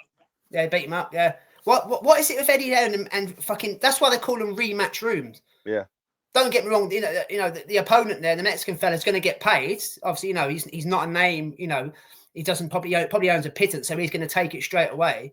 But everyone that gets beat off, most of Eddie's fighters that get beat, whether they're supposed to or not, he always gets some rematches. It's never like, move on to the next opponent, rebuild. It's like you have to avenge that loss, then move on. But I thought I was a fan. I still am a fan of Khalid Ko, but that guy beat him up. There's flaws in his work there. Maybe he's not the guy he's supposed to be, but it was a bad knockout. Say again. It was a bad knockout. That was. It was. Yeah. I think he needs to put that one to bed. But I don't know if he does, Dave. I know he needs to be better. He needs to be better than he was in the first fight, mate. He 100% needs to be better than the first fight. Yeah, dangerous fight to take. And that is it for David McDonald and the Dons. Right. Prediction League, ladies and gentlemen. The scores stood at 1-1. Let's see how we got on last weekend. So I'll jump straight in with Inoue versus Kim. We both went for Inoue by knockout. Obviously, Dave said round 2. I said round 3. The Monster did it in 4. So there's 3 points apiece there. Pacheco versus Nelson. We both went for Pacheco. I went for KO in round 10. That's 1 point for me. Dave went for Pacheco by points. So that's 3 points in the bag for Dave. Cruz versus Salcedo. Again, we both went for Andy Cruz. Both went for unanimous decision. Points, obviously. So we both picked up 3 points there. Smith versus Whizzer. Both went for Dalton Smith by KO. Dave went 4. I went 6. Dalton done it in 1. Again, gives us 3 points. Ellie Scotney versus Mutu. Both went Ellie on points. So that's another 3 points in the bag each. And Conor Walker versus Harry Scarf. We both went for Conor Walker on points, but he landed the gift of the gods, only to give us a point each there. So the scores on the doors were myself, 14, and David Holland, 16, which means Mr. Holland has taken the 2-1 lead in this year's Prediction League. And you know what that means? He will be picking this week's week. I've changed it now because winner weekly wager at the end of the show. Change it 3 times already. Right, let's get me notes into gear here because we've got a lot of fights that we're trying to whiz through this because we've done 1 hour 19, but we've got a few to go through. So we won't sort of break it down as much as we normally do. So we'll have a bit of a chat and make our predictions. So we jump straight into Friday night here, guys.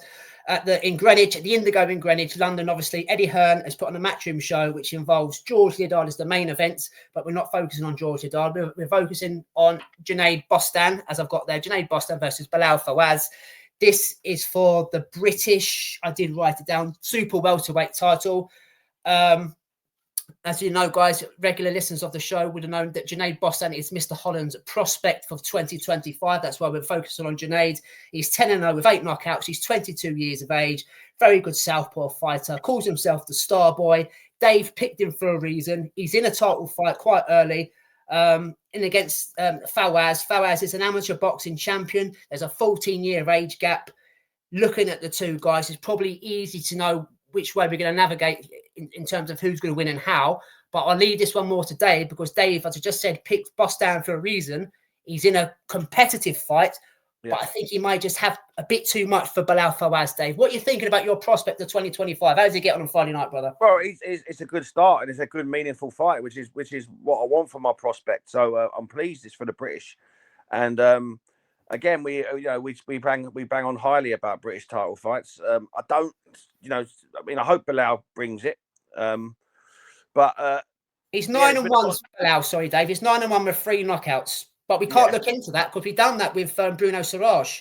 Yes, you can never do that anyway, because if anyone can knock anyone out if you hit him in the right spot. So we know that. So, but listen, it's a good start to the year for my prospect. There's been a lot of noise about him. There's been a lot of people that have touted him, and what a stage to do it on. It goes to the British, and then once you get the British and look good at it, the sky's the limit. So I'm expecting big things from Junaid Bostan on Saturday night. I think he's going to go out there, and I think he's going to do it and go on a seek and destroy mission. I think he's going to want to make a statement, win the British title, and look good doing it. So I'm expecting big things. Obviously, that's why I've put him as my prospect, and I expect him to come out and put a show on. So I'm expecting Junaid Bostan to win by KO in round 7. Yeah, the 14 years age difference, Dave, is quite concerning as well. Junaid Bostan, if you go back and have a look at his fights, you have a quick nosy at Bilal. Bilal seems a bit of a boxer mover, if you want, not so much as a boxer puncher, where Junaid Bostan seems to be both. Possibly too big, too strong, too athletic, too young for his opponent. And I think exactly the same, mate. I'm going for Junaid Bostan to stop this guy. I'm going to go a bit earlier. I think he's going to do it in round 5. I think, he's going to be the new super welterweight champion of Britain. That's over on DAZN on Friday night, ladies and gentlemen. Oh, where have I gone there? I've gone too early. That's a bit later. I'm jumped into the biggest fights of the year so far, possibly the best fight of the year so far. Before we get to Uncle Turkey's big card in March, got it there. David Benavidez versus David Morrell Jr. in Las Vegas at the T-Mobile. As I said, one of the biggest fights in boxing. These two guys, Dave, they've jumped up from super middleweight 168 now up to 175 at light heavyweight. Both of them. David Benavidez was the WBC interim champion down at 168. David Morrell was the regular champion. Both not getting their mandatories called against Canelo because Canelo is the A side. He says what he wants, when he wants, and how he does it. So these two guys ain't fucking around. They've gone straight up to light heavy. You've got the monster there, and David Benavidez he is a monster. He is avoided. He's got such quick hands. He's a big lump. He's got so. What's his knockout ratio? I'll do write it down. Yeah, he's 29-0. Benavidez 24 knockouts. Morrell's 11-0, 9 knockouts. A bit difference there in experience. Both big guys. Both can punch. Both exciting fighters. Both unbeaten. And I'm super, super excited to this. Now, because of time-wise, we can't really go down of who they fought last time and what way we see they're going to go next and what they're going to do here, there, and other. But they've both had one fight at light heavyweight. David Benavidez is already the WBC interim champion based on his win against Scotney. Did he look good against Scotney on his light heavyweight debut? Not really. But neither did David Morrell Jr. when he fought against Hot Rod. He actually made hard work of it. Got enough rounds bagged early on, Dave, but he made hard work of Hot Rod because now they're jumping up in divisions. Yes, they both carry power, but they didn't seem to be able to get rid of their men. So the higher weights you go, do you carry the power? You're up against better quality operators. Very, very exciting. However, the winner of this literally leapfrogs everybody else, in my opinion, in the light heavyweight division. Your Anthony Yards, your Joshua Varatzis, your Callum Smiths, they all miss out, because my prediction will be now David Benavidez to look good, make a statement, and destroy David Morrell Jr., and he gets the winner of Dmitry Bivol and Artur Beterbiev. And that's what I mean by he leapfrogs the rest of those guys, especially that WBC belt, because you have Beterbiev, I know I'm jumping the gun, guys, Beterbiev versus Benavidez for all the marbles up at light heavyweight. That's a fucking wet dream. So, yeah, I've made my prediction already there before Dave jumps in with his pen on the fight. I'm going straight away, because of time-wise, David Benavidez to stop David Morrell Jr. in round number 8 on Saturday night at the T-Mobile. What are you thinking, brother? I think the experience tells me that David Benavidez wins the fight based on, like the records that you said there. But I can see this being a really, really close fight. I actually think we could get a second one out of it. I think it's going to be that. I can see controversy here. I get a funny feeling it's going to have it all, mate. I hope so. That's why it's the best fight at the moment. Yeah, but I get a feeling we're going to, it's going to be nip and tuck. I think I've got a feeling we could be talking about judging. I don't want to go down that route, but I can see there being controversy at the end of this fight. Both of them excellent fighters, and both of them, they don't need to take this fight at this stage either. In the division they're in at this moment in time, they could have built it up, and and done it for a world title. They're both big names in the division. They both bang. Again, you said it there. They both moved up the division because of Canelo holding up, and that's exactly what it was. But imagine moving up the division, super middleweight division, because Canelo's holding it up, to then get into a division where you got Artur Beterbiev, who's an absolute monster. Like, they've had some luck in the divisions that they're able to try and world titles in. But listen, doesn't take away from that. It's going to be a great fight for me. I think it's going to be super close. I really, really do. I think it's going to go either way. And I'm going to edge it purely on experience. I'm going to edge it on points to David Benavidez. I think that there's needle here. They both don't like each other. There's back and forth. There's a lot riding on this. Like I say, and I think it's just going to be down to the experience. Like 11 fights. Don't get me wrong, David Morrell Jr. is a class operator, but I'm just gonna edge it slightly to David Benavidez in an absolute classic. I can see this being an absolute classic fight. I can't wait for it, man. Yeah, David Benavidez for me on points, but I think there's going to be some controversy here. Yeah, I hope so, and I hope not in the same breath. I don't want it to be about judges. That's why I didn't want to go down that route. But I get a feeling there's something's going to happen where it calls for a rematch. Do you know why I'm going Benavidez knockout? Because I'm going off the Hot Rod fight. Yes, I know it's different preparation, different fighter, and all that. Totally get it. But when Hot Rod was pushing him, David Morrell Jr. back in that last fight, he didn't have the pop or the energy to get rid of Morrell. Benavidez carries power late. Yeah. Does he carry it at 175? We'll find out on Saturday night. But it's a great fight. It's the best fight at the moment. It's the biggest fight at the moment. And I can't wait for it, mate. So yeah, there's our predictions for that fight. Also on the card, Brandon Figueroa versus Stephen Fulton, part 2. It's the Heartbreaker versus Cool Boy Steve. Now, Stephen Fulton beat Brandon Figueroa back in 2021 when they were both down at super bantamweight. It's now 2025. They've both moved up to featherweight, mate. Figueroa is the champion, but he's been upgraded to champion. Ray Vargas is still the proper champion, but he's champion in recess. So he's kind of holding on to his belt. So really, it's Brandon Figueroa's... It's a vacant belt, to be honest, because Figueroa hasn't defended it as of yet. So he's going in against Stephen Fulton. We know all about Stephen Fulton. He's kind of changed his game a little bit, Fulton. He was very slick, hard to hit, punch and move, counter puncher, very good. We saw him in against Inoue. Looks like he's getting his confidence. Went in last time, made his featherweight debut. We covered this fight against Carlos Castro. Luckily, bagged enough rounds early on, got put down in round 5. And I think it ended up being a split decision. He made it harder than what it should have been. Now, you ask the questions, is Stephen Fulton ready for featherweight? Is he jumping up too much? Whereas Figueroa has had about 3 fights down at this weight, Dave.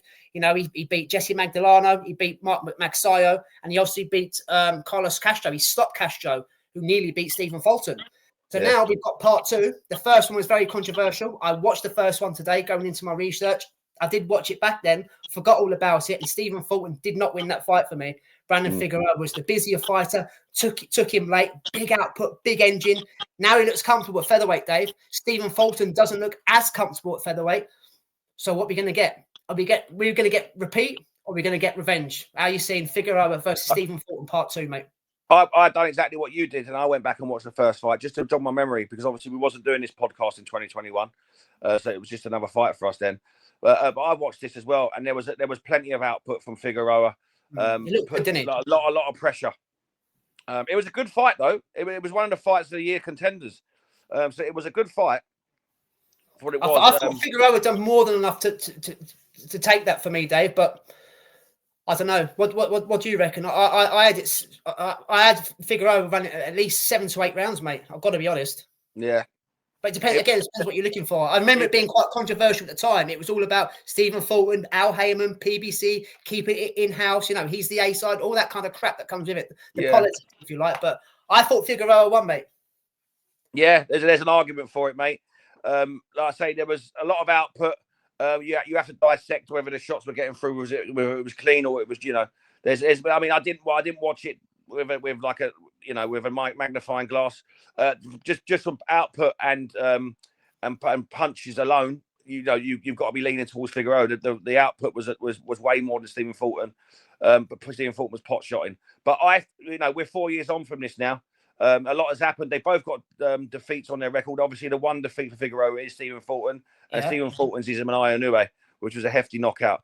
I question Stephen Fulton moving up. I don't think he carries enough pop. No, I do. And I think it was an issue in his last fight at featherweight. I think that's going to be a factor in this fight. I think that the fight is going to pretty much go the same way. I think Figueroa is going to go on the front foot. I think he's going to throw lots of shots. I think he's going to educated pressure and put it on Stephen Fulton. And I think Fulton is now susceptible to being stopped. I know it was a new way, but we are 4 years on from the last fight, and I don't think Fulton is the same fighter. Have you noticed, Dave? Sorry, you're right. If you notice for Fulton, he's fighting on the inside a lot now. He's doing a bit like Andy Cruz. He's fighting in phone box fights when he's not that guy. No, he's not that guy, and he's a boxer. Fulton's a boxer. Hit and not get hit. He's trying to prove something that he's not. Do you know? But like I say, he's not that fight. He doesn't carry the pop to stand in the phone box and fight, because he doesn't have the pop to earn their respect and push fighters back. And he's definitely not going to do that to Brandon Figueroa. So I'm gonna go in here. I'm gonna go in and Brandon Figueroa to win, and I think he's gonna win by KO in round 9. I think he stops him. Yeah, I do. I'm gonna go round 10. Figueroa in 10. It's going to be revenge, not repeat this time. So good luck to both men. Same card, guys. Decent card this put on by Al Heyman and PBC. Isaac Cruz versus Angel Fierro. The Pitbull was back. Last saw him against Jose Rayo Valenzuela, one of Dave's boys. Last time out on that LA card, losing his title. He was supposed to be fighting against Ryan Garcia. If you have a look at him, Dave, the tail of the tape, Garcia is massive compared to Cruz. But obviously Isaac Cruz said he pulled out of that fight because he was already booked in to fight against this Mexican. So he was already in camp focused on this guy. So it's a fair play to Cruz. He's going down this route rather than taking a big payday. So he's back on Saturday night. He's taking on a fellow Mexican. Don't know a lot about his opponent. I know he's lost, but I don't think he's ever been stopped. Isaac Cruz does exactly what Isaac Cruz says on the tin. Yes, he's very one-dimensional. He only fights one way, but he's very, very effective. He's a very exciting fighter, and I love watching him every time he performs. You could get this other guy, Dave, going by his resume, he can box. Well, I'm not sure he can box. I haven't seen him, so I'm going to tell a lie there. But by his resume, he can punch, and he does seem durable. So you might have a bit of a Mexican war here, mate. You might have a bit of a Mexican war. Both guys like to fucking trade. So we talk about show stealers, fights that you may not think will do it. This could be one of them. Isaac Cruz, again, never in shit fights. No, he's not. He is exciting, but again, when he comes from me, yes, he's been a world title holder, but when he comes up against guys with fundamentals and boxing IQ, like I say, Venezuela was a little bit of an anomaly because he's a lot taller than that. He's rangy, and he just boxed his head off. I think most fighters are taller than Isaac Cruz, to be honest. Yeah, to be fair, they are. He's a little dotty. Isaac Cruz has got to use his attributes of what he's got, and that is to draw him into a fight and draw him into a brawl, which is what's going to happen against Angel Fierro here. If he fights exactly the same way, we're in for an absolute barnstormer here. Yeah. I'm with you. I don't know a hell of a lot about Ferrero, and these are usually the ones that I pull out my arse. But I'm not gonna do it Mexico today. versus Mexico, isn't it? But you're right. It's an unknown Mexican against a former world champion Mexican. Yeah. Yeah. So I'm going to go in here. I'm going to obviously he's coming off of a loss, but I think this is is this the rebuild? Possibly. I'm going to go for Isaac Cruz to win by stoppage in round. I'm going to go 9 again. You're going to do what? Sorry. Go 9 again. Round 9. Oh, 9 again. Yeah. Go 9. I'm going to go points. I'm going to go for Isaac Cruz on points. Again, it's hard to know, but I haven't gone back and looked at any footage of Ferrero Rocher, so you can call him. Yeah. So he may be very, very durable, or the opponents he's fought against maybe just dog shit. So I don't know. So I'm going to give him the benefit of the doubt, but I'm going to go for Isaac Cruz to win on points. So that's Saturday night over at the T-Mobile in Las Vegas, available to us here in the UK on Amazon Prime pay-per-view. Now, 2 fights left, ladies and gentlemen. We'll jump back into the UK. Don't like leaving Adam Azim to the end, but there's so many good fights on Saturday night. It's quite hard, but he is at the beginning of the night on Saturday night in London at Wembley Arena. Adam Azim versus Sergei Lipinets for the vacant IBO super lightweight title. Couldn't give a shit about a belt, but some people do. It's on the line anyway. Mate, Sergei Lipinets is 35 now. He's a former world champion. He's from Kazakhstan. I've got love for the Eastern Bloc fighters. He was good back in the day. We saw him in against Robbie Davis Jr. quite recently. Robbie Davis Jr. is on the comeback trail as well. Was unlucky that night, but Lipinets still had enough left. But I don't know if he's got enough left to face Adam Azim on Saturday night. Yeah. I think Ben Shalom, given the criticism that most people do, sometimes I think he's treated unfairly, but that's all opinion based. I think picking Sergei Lipinets now at this stage of his career for a fringe world title belt, the trajectory Adam Azim's on after beating O'Hara Davis, finding his man strength and getting better and better and better, I think it's perfect matchmaking. And I think what Dalton Smith done on Saturday night will not compare to what Adam Azim does this Saturday night against Sergei Lipinets. And that's not a bias because I'm a huge Adam Azim fan. I'm a Dalton Smith fan as well. But this win, if he makes a statement here against Lipinets, Dave, and gets rid of him with ease, also shows to me that he's at a certain level as well. And that's why I would put Adam Azim in with Dalton Smith next. I know people got different opinions about different fighters and the way they're going. It doesn't look like they're going on the same path, but I'm super excited for this. I'm an Adam Azim fan, and I'm going in straight away. Adam Azim is on the rise. He's a future world champion. Will stop the ex-world champion, and he stops him in style. He stops Sergei Lipinets in round 7 by a nasty KO. I might go to this. I was going to announce that to you later. So I looked yesterday. There's still tickets available now if he wants to go. So if there's still tickets, when I get paid on Thursday, I might head down there. It's only local to me, so I might end up going to this. And if I do, obviously, I'll let you know. But I'm with you. I just think that anyway, we always talk about his hand speed and the quickness of him. Sorry, fucking hell, something's got stuck in my throat. The hand speed and the quickness of Adam Azim, and I just think there's going to be too much for a 35-year-old Lipinets. I just don't think he's going to be able to keep up with the pace. He throws, I said this before. Amir Khan had unbelievable hand speed, and Adam Azim's up there with the same thing. I just don't see how he can nullify that. He's just too quick, and that's his biggest and best attribute for me. Seeing as Robbie Davis Jr. had success against him as well. I mean, don't get me wrong. Good luck to Robbie Davis Jr. on his comeback, but he's not in contention to win world titles. Adam Azim is the future. Yeah, I agree, mate. I think he's got him at the right time. I really believe he's got Lipinets now, and it's a great name to have on that resume as well. Just like Dalton Smith did with Cepeda. It's a good name. It's a good name. It's good. It's good for his resume, and it's like we said when he won the European title. Sorry, when he won the European title, I didn't think he was ready for Dalton Smith at that time. He's had a good win against O'Hara Davis. He gets this here. I think he's ready to go. 2 credible opponents, and like I say, I think that he's going to come out fast. I think he's going to come out with a lot more confidence. I think that win against O'Hara Davis and the fashion of it now, I think that means he's going to kick on for me, and I think he's going to come out the blocks. He's fast hands anyway. But his boxing skills, he showed a lot, man. The body, working to the body against O'Hara Davis, head, body, in and out, very quick. I just think an aging Lipinets can't live with that. So I'm gonna go for Adam Azim to win. But do you know what? I think he's gonna go quite early. I'm gonna go round 5. I can see it as well. Yeah, I think it's gonna be very much the same as how it was at Hara Davis. I think he's gonna come out the traps and just I was going to say bulldozer him, but he'd just be too quick, too strong. Yeah, it's going to be the Adam Azim show, I think, mate. Yeah. It really is. Just quickly on this card before we move to our last fight of the weekend. Callum Simpson's on this show, Dave. He only fought 2 weeks ago, and he's back out already, defending his Commonwealth belt against Ghana's Elvis Ahorga. So, mate, yeah. Well, he was in against Steve Woodall, wasn't he? He got rid of him in 2 rounds, and he's back out already with him. Well, when you get to Saturday, it'd be 3.5 weeks or whatever it is. Yeah. So, he's back on the card, which is good to see. Callum Simpson's, getting paid, keeping active, defending his belts. So good luck to Callum Simpson on Saturday night as well. Nice to see him back out. I wonder if old Jasmina Sapotocina will be down at Wembley as well. Oh, I have to message her now. If you're going, brother. Yeah, do that. I'll have to message her, see if she's going, because she's from the same stable. Wherever Callum Simpson fights, Jasmina's down there. Oh, could you imagine? A bit of a link up there, mate. Tell her to bring her fucking belt as well. Tell her to bring Ellie Bridges with her and all. They're like glue, aren't they? Yeah, me and Alfie be laughing. Yep, me, Alfie, Sapotocina and Ebony Bridges. What a night. That's it. That's my job for the week, to get you two linked up, mate. Oh, mate, yes.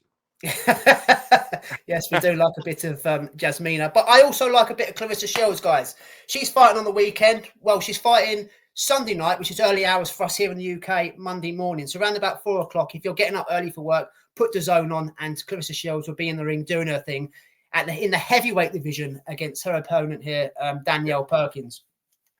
Kind of feel sorry for Claressa Shields, mate. I always ask the question when we have guests on about who is the real GOAT. She's the self-proclaimed GOAT. Is it her or Katie Taylor? And most people say it's Katie Taylor. And I do get why they say Katie Taylor. But Claressa Shields kind of gets not forgotten, but she doesn't get the respect that I think she deserves. And it's all about the resume for me. She hasn't got the names Katie Taylor's got on her resume. Claressa Shields is a 5-weight multi-weight world champion.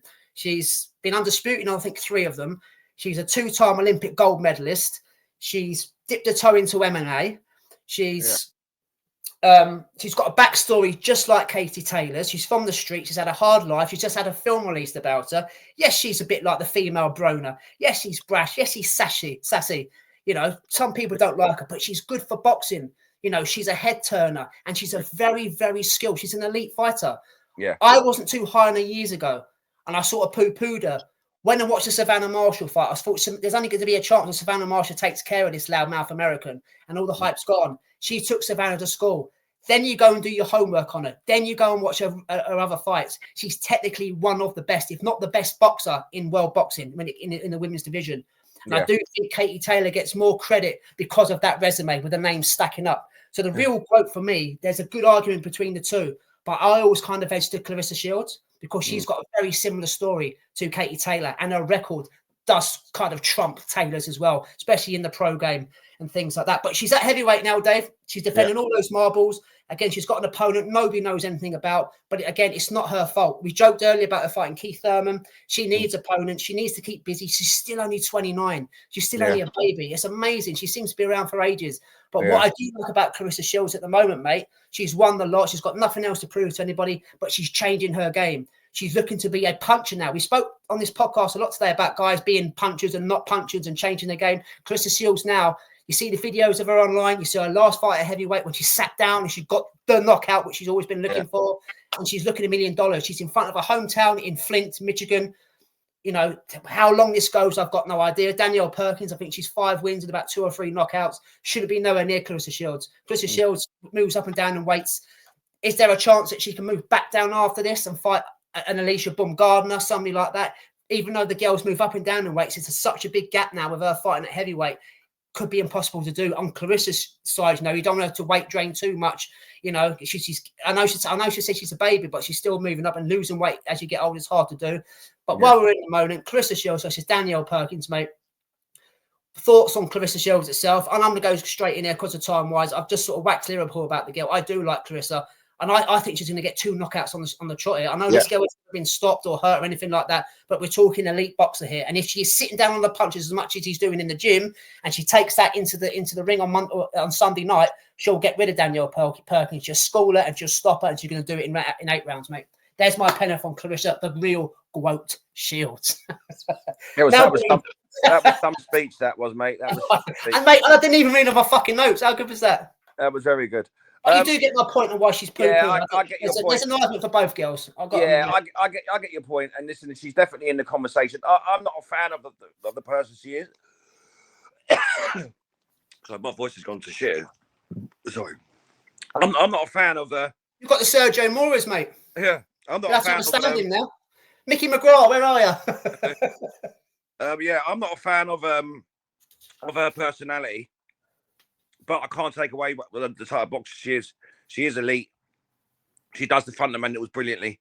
And footwork, her shot selection. And like I say, she's sitting down on her shots now. Yeah. And she's going for the knockout.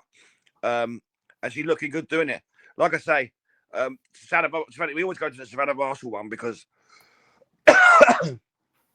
that's what, she's done that in the UK. We were Savannah Marshall fans, still are. Still are, yeah. And she boxed absolutely brilliantly that night. But I think that was a breakout night. I know she was like obviously a world champion up to that point, but in the eyes of the UK fans, I think that's when we really thought, wow, especially for me, as not being a fan of the Pacheco, like the brashness and stuff. But yeah, and I can't take anything away from her for what she does. I think she's a brilliant boxer, and for me, she's going to make another statement win at heavyweight, and I think she's going to win by KO. She's going to a brutal knockout, but I think she does it early. I think she's going to do it in round 3. Yeah, I can see that happening as well, mate. So there we go. Good luck, Claressa, on Sunday night. Well, good luck to all fighters. To be honest, good weekend of boxing coming up, guys. Coming to the end of the show now. Our winners' weekly wager, as I've got there. Our new charity organised money spinner, if you like. There's £6 in the kitty so far from last week. Dave's banker was Inoue for the knockout in round 2. So there was 3 points there. He got the fighter right and he got the method of victory right. Didn't get the round right. So that was 3 points, which I turn into £3. And then obviously Dave matches it, which turns into £6. So what are we looking at this week, brother? Who are we going to add to the kitty for the end of the season? We've previewed 6 fights there. There's a couple we've had to think about. There's a couple we've been probably jumped straight in and said he or she will do this.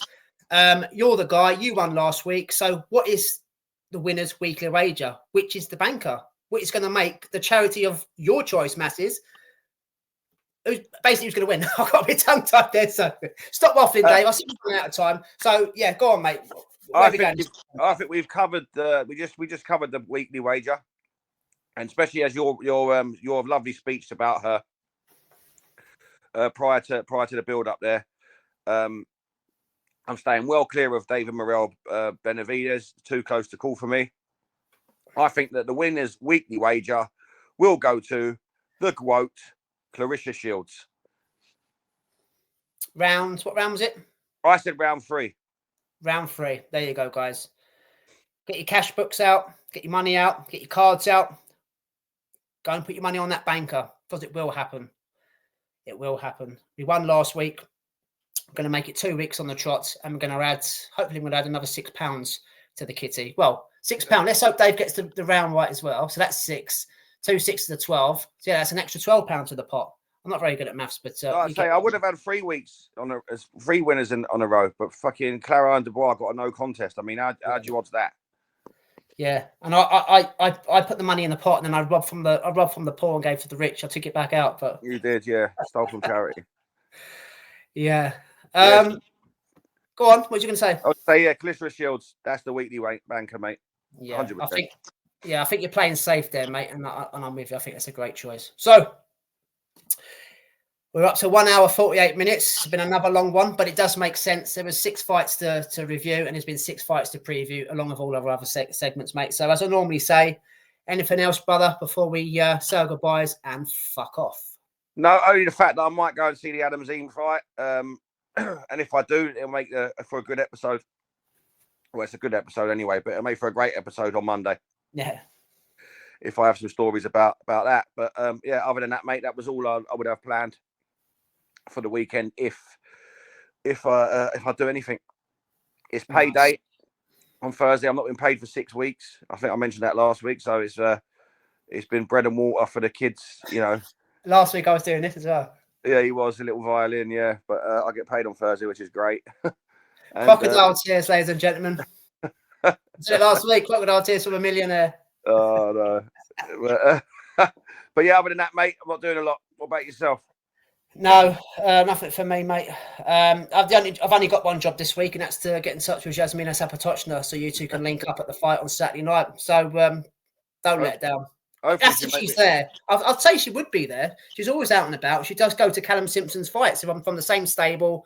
So they always seem to be together. They're in the ring together, sparring and whatnot. They look quite a good close camp up there in that part of the country. So yeah, that's my only job. Apart from that, I'll just be drinking and watching boxing, brother. Perfect, mate. Yeah. Well, yeah, like I say, she's a friend of the show, and yeah, it'd be good if I did bump into her. Maybe I can go and sit with them down at ringside. That'd be ideal. So you were sitting next to a big fat MILF was in the Arsenal guy. I wouldn't go MILF, but you'll be sport for choice, mate. If you're sitting in between Ebony Bridges. Could you imagine when the zone cameras come round and it's me in between them two? I'd love that. Oh, Tune in, ladies and gentlemen, to Sky Sports main event on Saturday night.